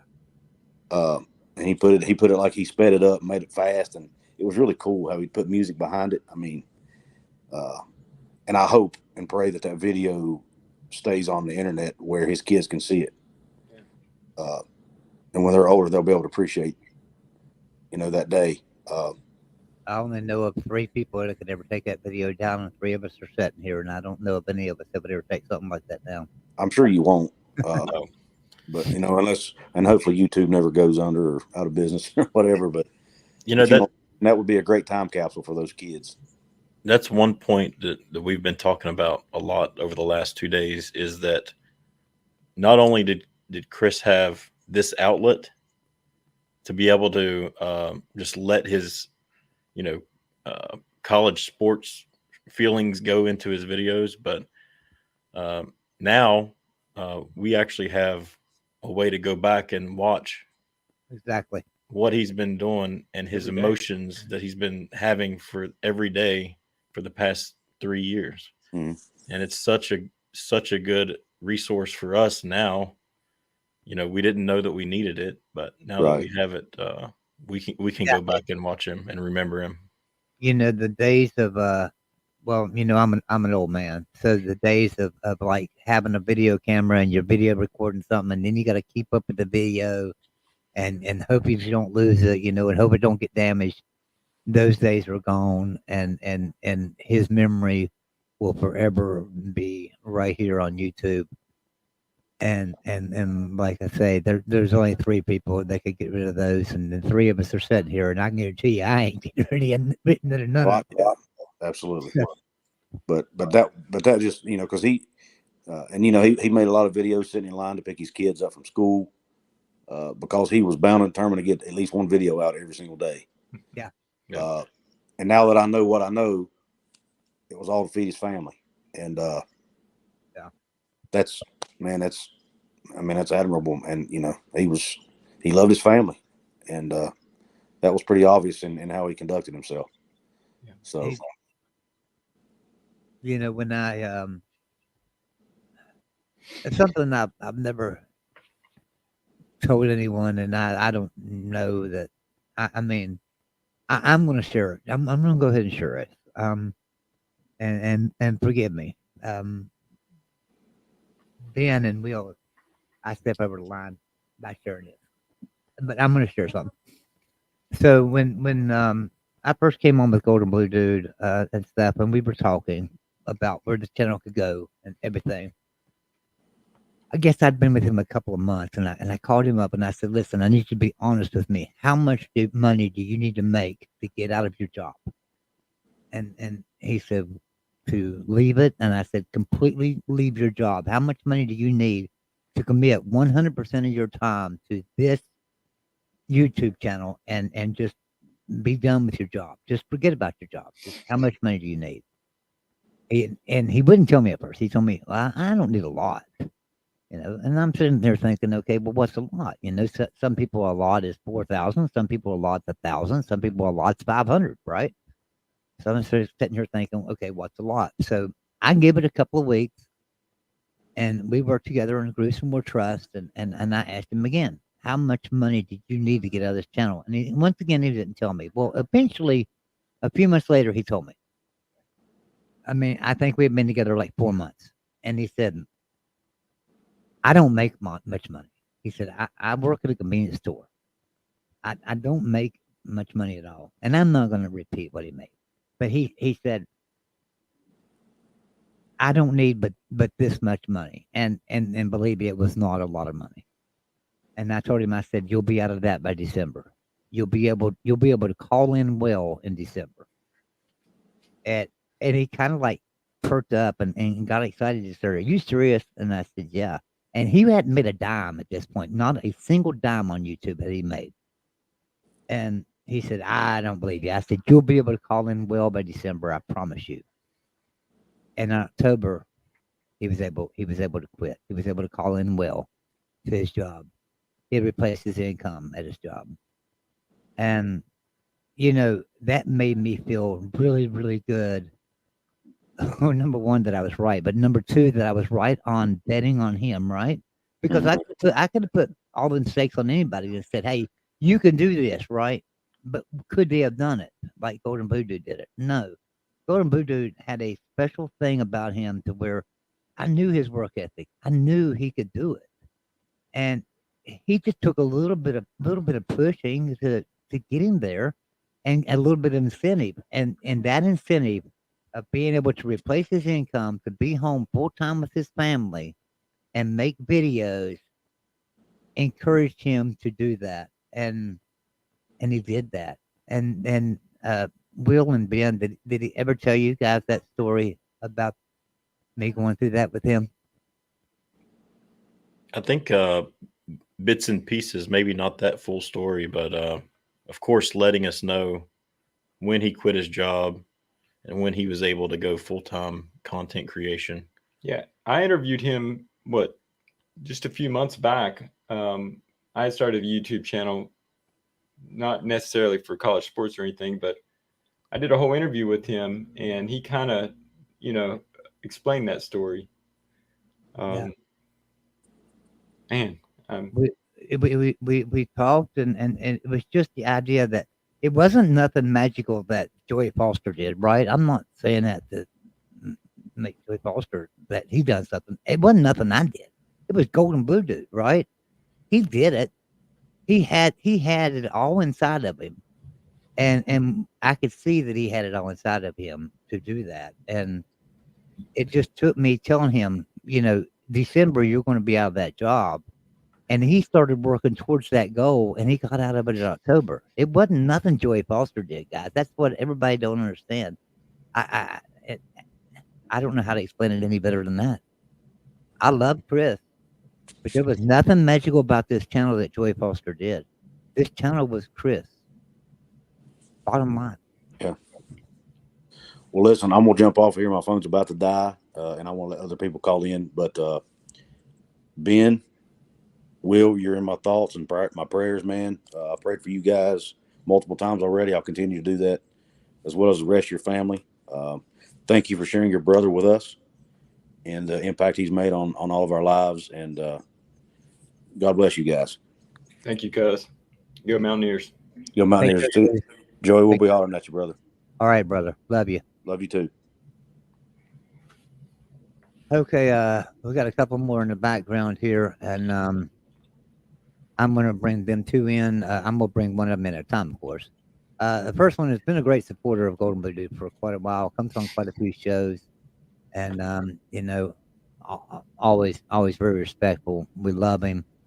Klein, how you doing, brother? How you doing, my boss? Hey, look, I'm not going to take too much time because I know a lot of people want to give their condolences.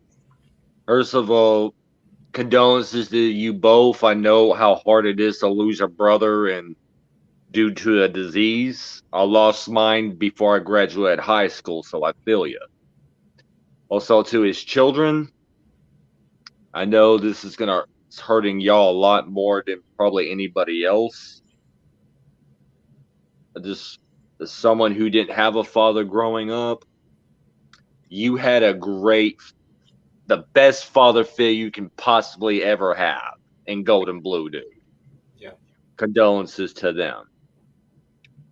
And also to you, Will, are you still able to receive packages to his P.O. box? Yes. All right, Well, cool. Because I have a helmet project I was in the middle of doing. Great. So Yeah, just that's want to know it's the right address. I'm gonna go and we're gonna take inventory of the helmets he has and kind of get a spreadsheet. And because someone had mentioned, they wanted to. It may have been you earlier on a comment. I'm not sure. It might have been someone else saying that it would be a good idea to finish out his helmet collection. I thought that was a really good idea. Yes, I said for the SEC teams. Yeah. It was Vanderbilt, Florida, Mississippi State, and I think Texas A&M. I'm not sure about the fourth one, but I know those three for sure. So yeah, we're going to do a spreadsheet and get an inventory of what he has, and that way, as people send the helmet, the helmets that they want to send, then we can mark them off the list. I don't know how we can go about putting that somewhere online so people can see what he does and doesn't have, but we'll figure that out. Well, you could use some of his old videos that shows what he has and doesn't have. Yeah, he put it in his intro to his videos. Right, that were always there. And he even has a checklist in his videos to tell who he has and who he don't have. Okay. In the beginning of all of his videos. So. Yep. I mean, like interact so people can see live what he's got. Yeah, I know what you're saying. Probably you could just post it in the community on the community page. Yeah. Gold and Blue Dude. Okay. And also send it to me and I'll tweet it out and it'll get everywhere then too. We could just tweet it out. So. I like that a lot, Klein. I like that idea. You're real welcome. And we watched your short earlier too, the tribute short. Oh, thank you. I'm still in the process of trying to find my own identity in my channel. It's been all over the place, but I was getting ideas from Golden Blue Dude, just how he does his channel. Go back and watch some of his first videos and see the transformation that like he tried. He tried a couple different things and he eventually found that that groove. And I think me and Ben tried to steer him in a couple different directions. I tried to get him to take off his sunglasses. I didn't really like the sunglasses, but like I said, he made that a part of his identity, and he always did wear sunglasses, didn't he? Funny. Yeah. That's funny. It's funny because I think we all tried to steer him in different directions, but he was his own person. Yeah. So like, and he found that lane. I tried to steer him clear of Clownsoneer. I hated that damn Clownsoneer. Get off of that Clownsoneer, man. And he would keep doing it, and I'm like, Jiminy Christmas. And every time he would do one, he would message me and say, put out a new video. And I'd go watch it for a second, be Clownsoneer, and I'm messaging back and say, it's that freaking Clownsoneer, and I'm not promoting it. Kiss my ass. I'm not doing it. And he'd be like, he would laugh. He's like, everybody loves the Clownsoneer. I said, well, I hate the Clownsoneer. We all try to steer him different things. But Chris. I thought that was funny as shit. I'm not going to lie. I enjoyed that. Chris was the master. I enjoyed that. So one of my biggest, I guess, trying to steer him in the right directions early on was I told him to stay out of the comments section because he would post a video and every single person that commented, he would write a reply to him. Yeah. And he would spend all night just replying to comments.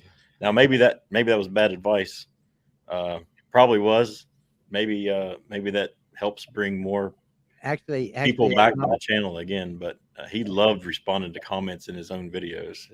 There for a while, he made it a point to respond to and he's put it in his videos. I will respond if you leave a comment. I will say something, and he did. Of course, it got as he got bigger and bigger, it was impossible to actually comment on that many. We had to, and actually, that's one of the reasons we have a staff. I mean.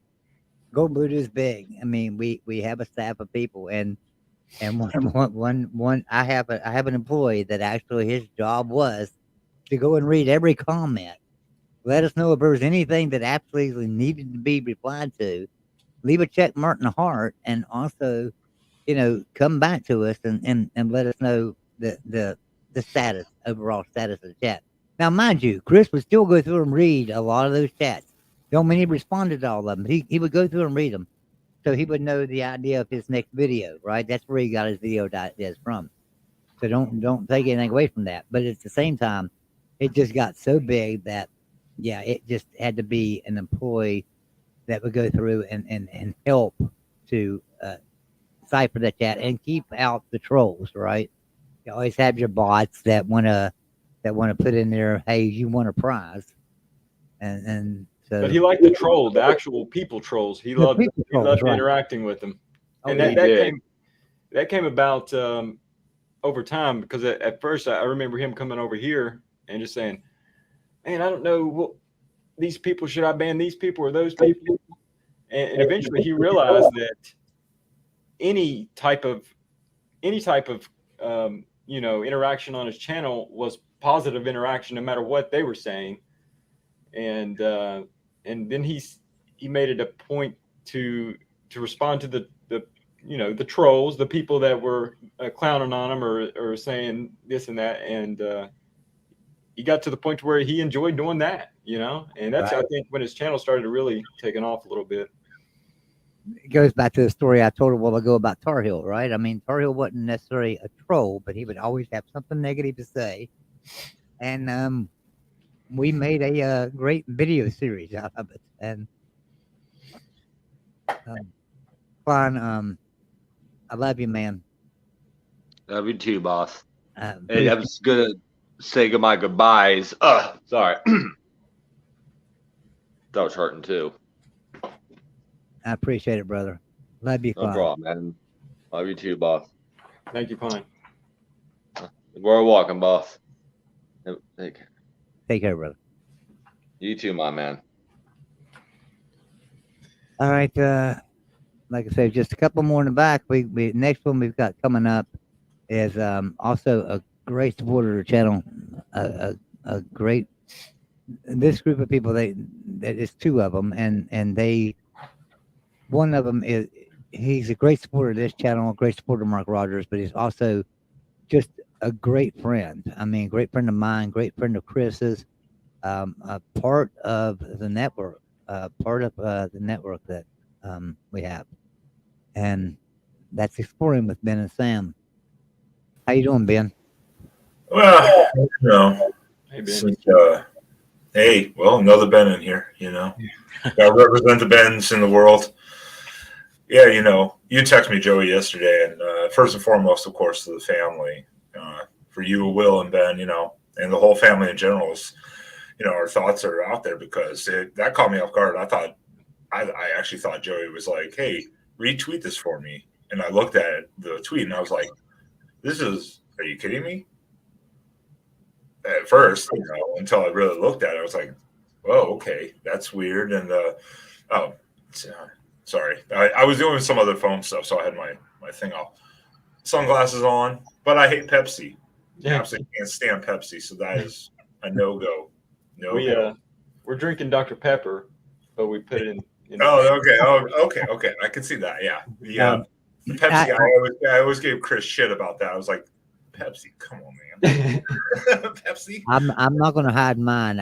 I'm having Mike's harder lemonade, not just hard. I'm having harder lemonade because I needed it to get through tonight. Believe me. So I have a mixed drink as usual. So, but to everyone, cheers to Chris. Yeah.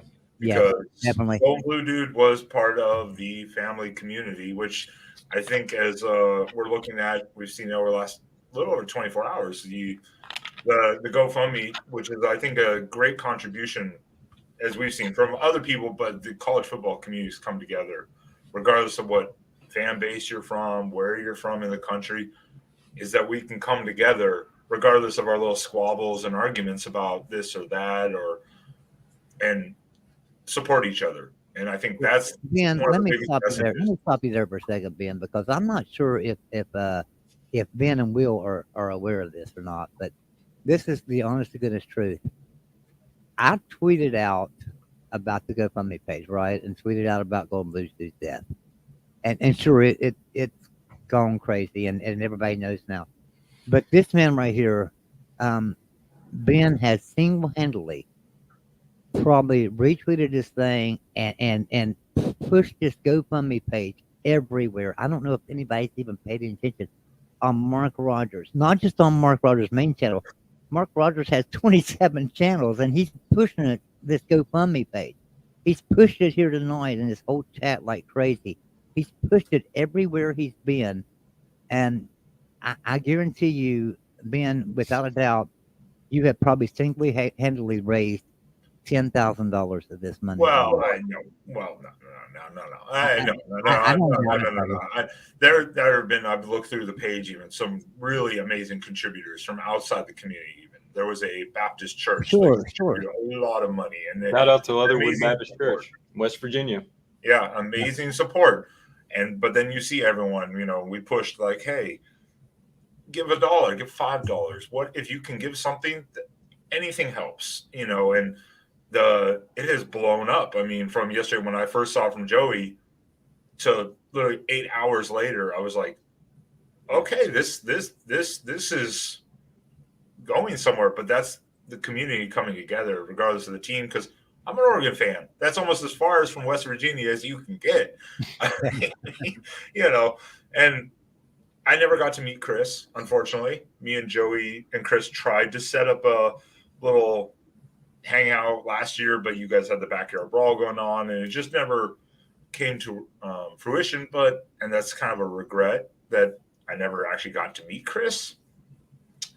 So that's unfortunate. But again, I'm not going to take a lot of time, but everyone's thoughts are with the family, for you guys, for Chris. And hopefully the fundraiser continues to go well, even past the goal, which has already surpassed it at this point. Yeah. But to continue to support the family as a whole, his kids, and all that. And hopefully, there will be a time where, the pain eases. But at least I think, like a lot of people said, he went for what he wanted to do, and he believed in it. And that's a lot more than a lot of people can say. He was living what he wanted to do. And I think that itself is a good life motto. Do what you want to do, be who you want to be, and live your life. That's the biggest. I think that's one of the most important messages you can give to other people. Thank you so much, Ben. That means a lot. No, Ben, I appreciate you guys for being here too, because you guys are sticking around through this whole onslaught of people. So again, best wishes to the family, and we're going to keep up the support no matter what, because that's what the college football community does. So I appreciate you guys for being here and talking about your brother in the way you guys have been. Well, we can't say thank you enough for all the support that we've received through this. Well, that's what we're here for. So again, hopefully everything goes well for you guys and the family. And, again, our thoughts are always with you guys. Thank you, Ben. We love you, brother. We love you, brother. All right. Next one we'll bring in, which is actually the last one. And he's going to be mad at me because I've kind of like held him off till the end. And I've done this for a reason. This is a great man of faith. I mean, this man, and I'm going to cry because I love him. I mean, he's a great man of faith. And Chris loved him too. And that's Christian Ballard. Chris. Hey, Joey. Thank you, man. I appreciate you being here. And I'm sorry I have left you in the back room on purpose and hoping that you was going to stick around. I really was, because I wanted you to be last, because I want you to say your piece and say your things. But I want you to lead us in prayer too. All right, Christian?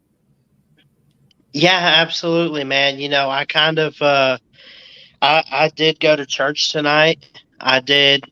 It wasn't like I told the whole church, but I told some of my close friends about Golden Blue Dude's passing, and I said, "Hey, I lost a friend. Can we pray?" And we did pray over it, and we know that he is in, a better place with the Lord, and he just, man, I said this earlier. I think I said it on Pigskin Pete's show. I appreciate him for what he's done to helped me out. He's always given me good advice. I appreciate him for being the first guest of what I started last year in conference week, where we take 5 days. We have each one dedicated to a certain conference in college football.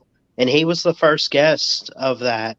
And it meant a lot to me. And I know you said you wanted me to pray. I could definitely say a quick prayer. Before you go into that, Christian, I want to say my piece too. And like I say, I've left you in the back room on purpose, brother. All right, and thank you because I love you, and I want you. He loves you. We talked about you quite often about and we often talked about how sometimes your channel didn't seem to grow because of your Christian beliefs, maybe, and we kept thinking to ourselves, that's okay. That's Yeah. great because maybe that's where God put him, right? That's where God put you. And I want you to know you had our support 100%. And well, keep talking for a second, Ballard. Just keep talking for a second, Ballard. Give me a second, all right? Yeah, no, I love all of you guys in this community. I love everybody on here, and the love and support that I've gotten from you guys is phenomenal. It's incredible, and I can't thank you guys enough. And we're all gonna get through this loss together. And I know you guys are there to do what you can with. I don't know what the future of this channel looks like, but I'm sure what you're doing tonight, tribute, paying tribute to Mr. Golden Blue Dude. He's smiling up in heaven right now for us, and He's gonna man, have better seats than us to the next Mountaineer game. That's for sure. Yeah.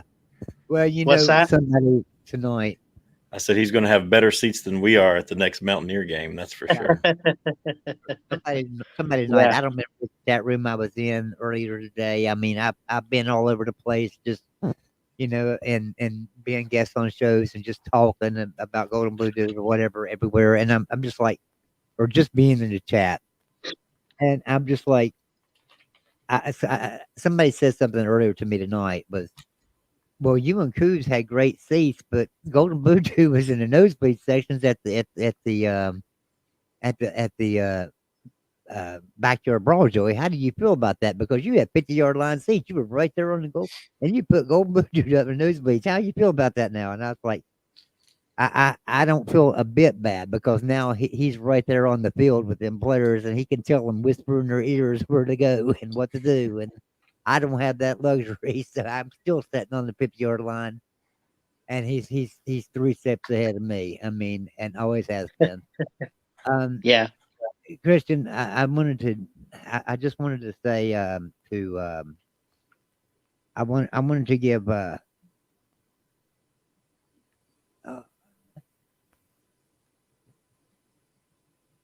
give me a second. It's okay, man.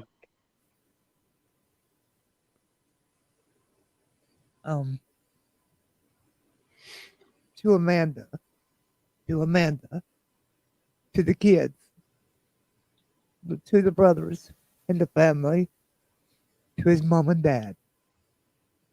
I love y'all. I don't know you all. I mean, I don't know all of you, but I love you.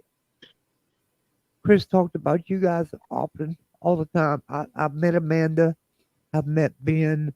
I've met so many people that I love all of you very much. And I'm always here for you. Anything you need. Chris met the absolute world of me and the absolute world of this community. And I was waiting till the end to give my remarks, and I have so much to say, but I'm going to be honest, guys. Everything that could have been said has been said tonight. The support, the outloving, the complete support of this channel over the years has been amazing. Chris thought it was amazing. I thought it was amazing. We kept wondering what our golden touch was. both of us kept wondering what the hell are we doing, you know? Chris would put out a video and it would have 2,000 views in an hour, and he would call me and like, "Look at this." I'm like, "Well, what was so special about it?" He's like, "I don't know. Where did you promote it at?" And I'd tell him, and he'd say, "Well, then what's so special about that?" And I'm like, "I don't know." And we couldn't figure out the magic. We couldn't figure out what it was. Was it something that I had promoted? Was it something that he had done in a video? It was just all Chris. It was all Chris. It was just the personality. It was just the liveliness. It was the heart, the dedication. It was Golden Blue Dude. And we've often said on this channel, and we continue to say on this channel, Golden Blue Dude is a brand. Okay? Golden Blue Dude is not just Chris. Chris always said that, right? He always said, "You are a Golden Blue Dude." All you people, all 300 of you that stayed here with us all damn night long, you are Golden Blue Dude. Amen to You that. are Golden Blue Dude.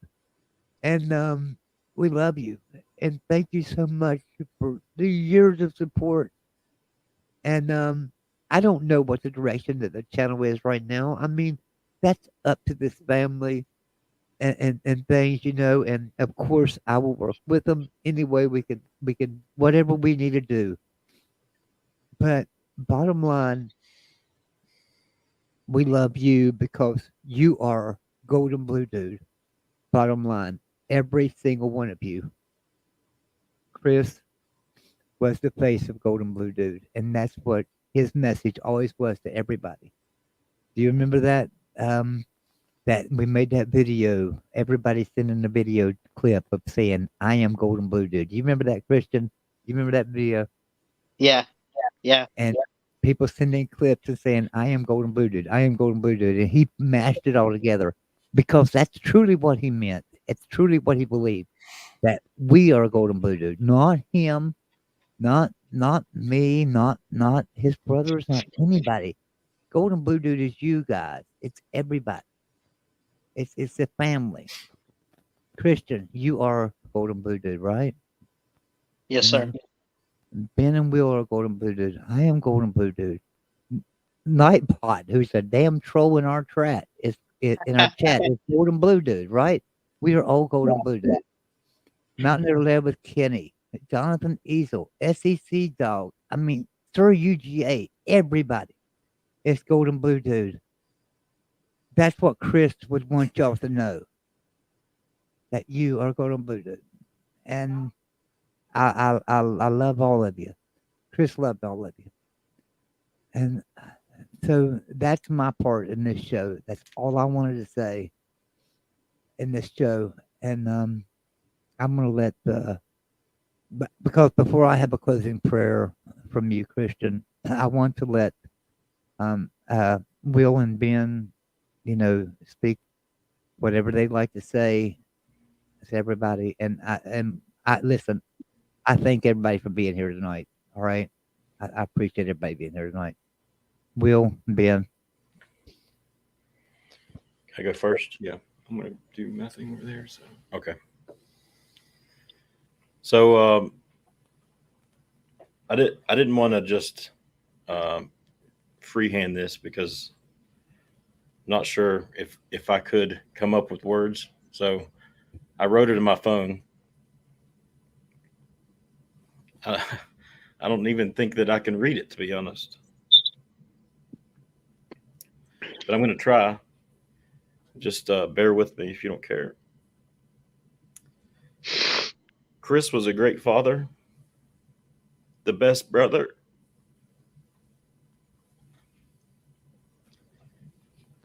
and probably the most passionate sports fan that I've ever met. The YouTube community made a huge impact these last few days on our family. And while we're still deeply saddened with this loss, watching the tributes to my brother has brought many bright moments into the last few days. I think a lot of you know Chris really well and know what kind of person he was. We're blown away with the generosity of our friends, close friends, and the YouTube community in this loss, and with contributing to GBD's final expenses. We cannot begin to explain how thankful we are. To my brother, I love you and I miss you already.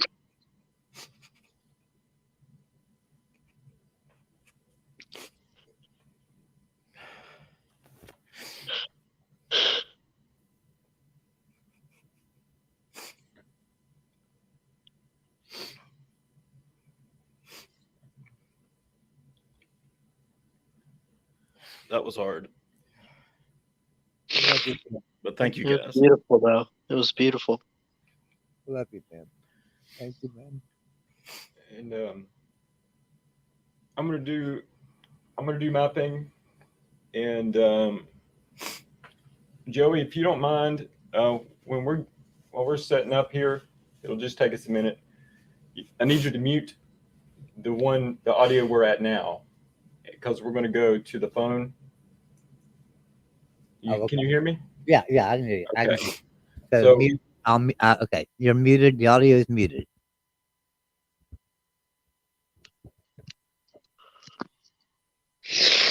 Do you need to turn the video off too? no. Let me explain. Can you hear me? Yeah, I can hear you. Okay, so we're going to just the phone here in a minute. Okay. Okay, because I'm gonna play a song for Chris. Oh, okay. And I want everyone to sing along. And so we're going to mute this phone and go to just the video. Okay, I see. Does that make sense? Yeah. Okay, and I hope everyone sings along. Are you going to hold the camera? I can. Yeah. Ben's going to hold the camera, and I'm going to play. Country Roads for him one last time. Let's go.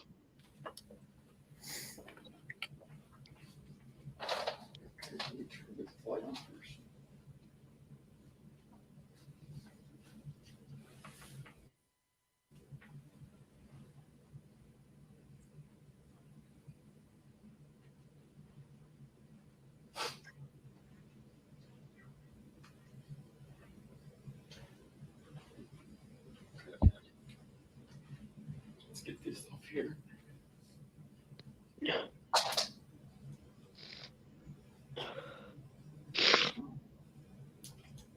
Okay.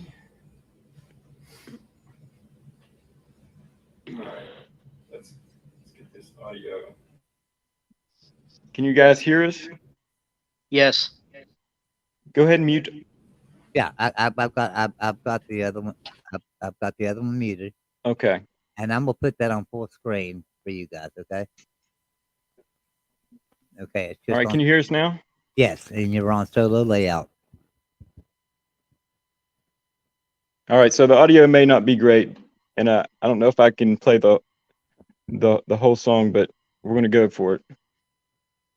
I want everyone to sing along. Absolutely.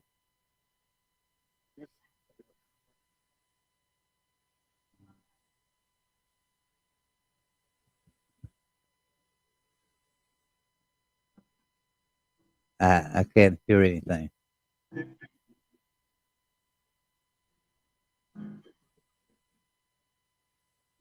We can't hear anything, but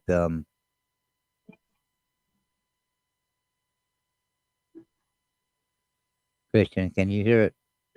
I cannot. We cannot hear you. Will, we cannot hear you. I'm sorry. Can we bring the phone closer? Maybe.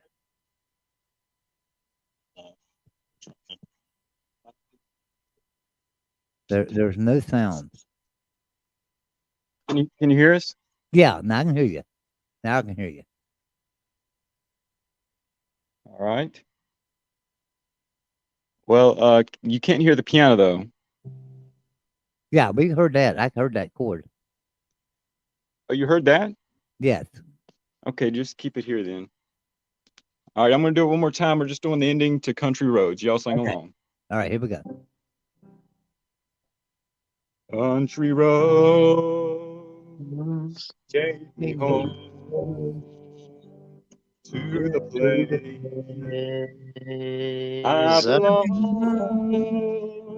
West Virginia, Mountain Mama, take me home down country road. Did you get it that time? Yes, sir. We got it. All right. Beautiful.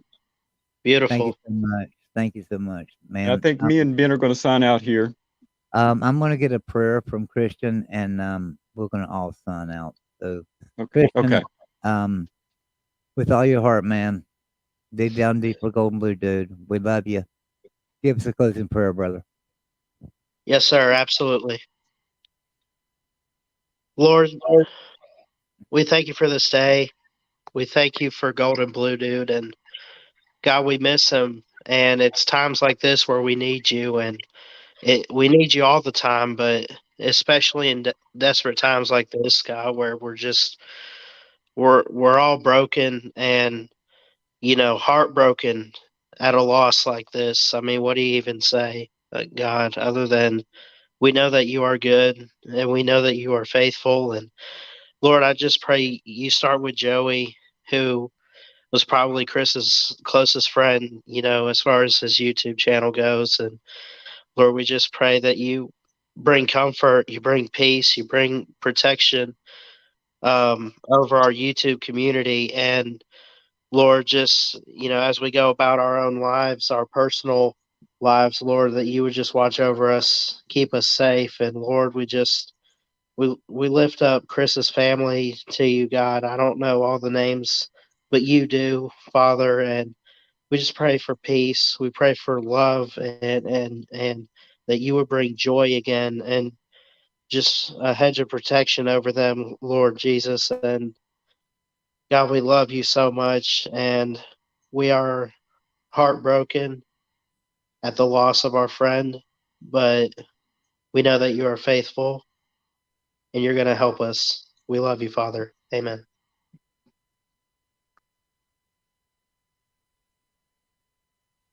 I love all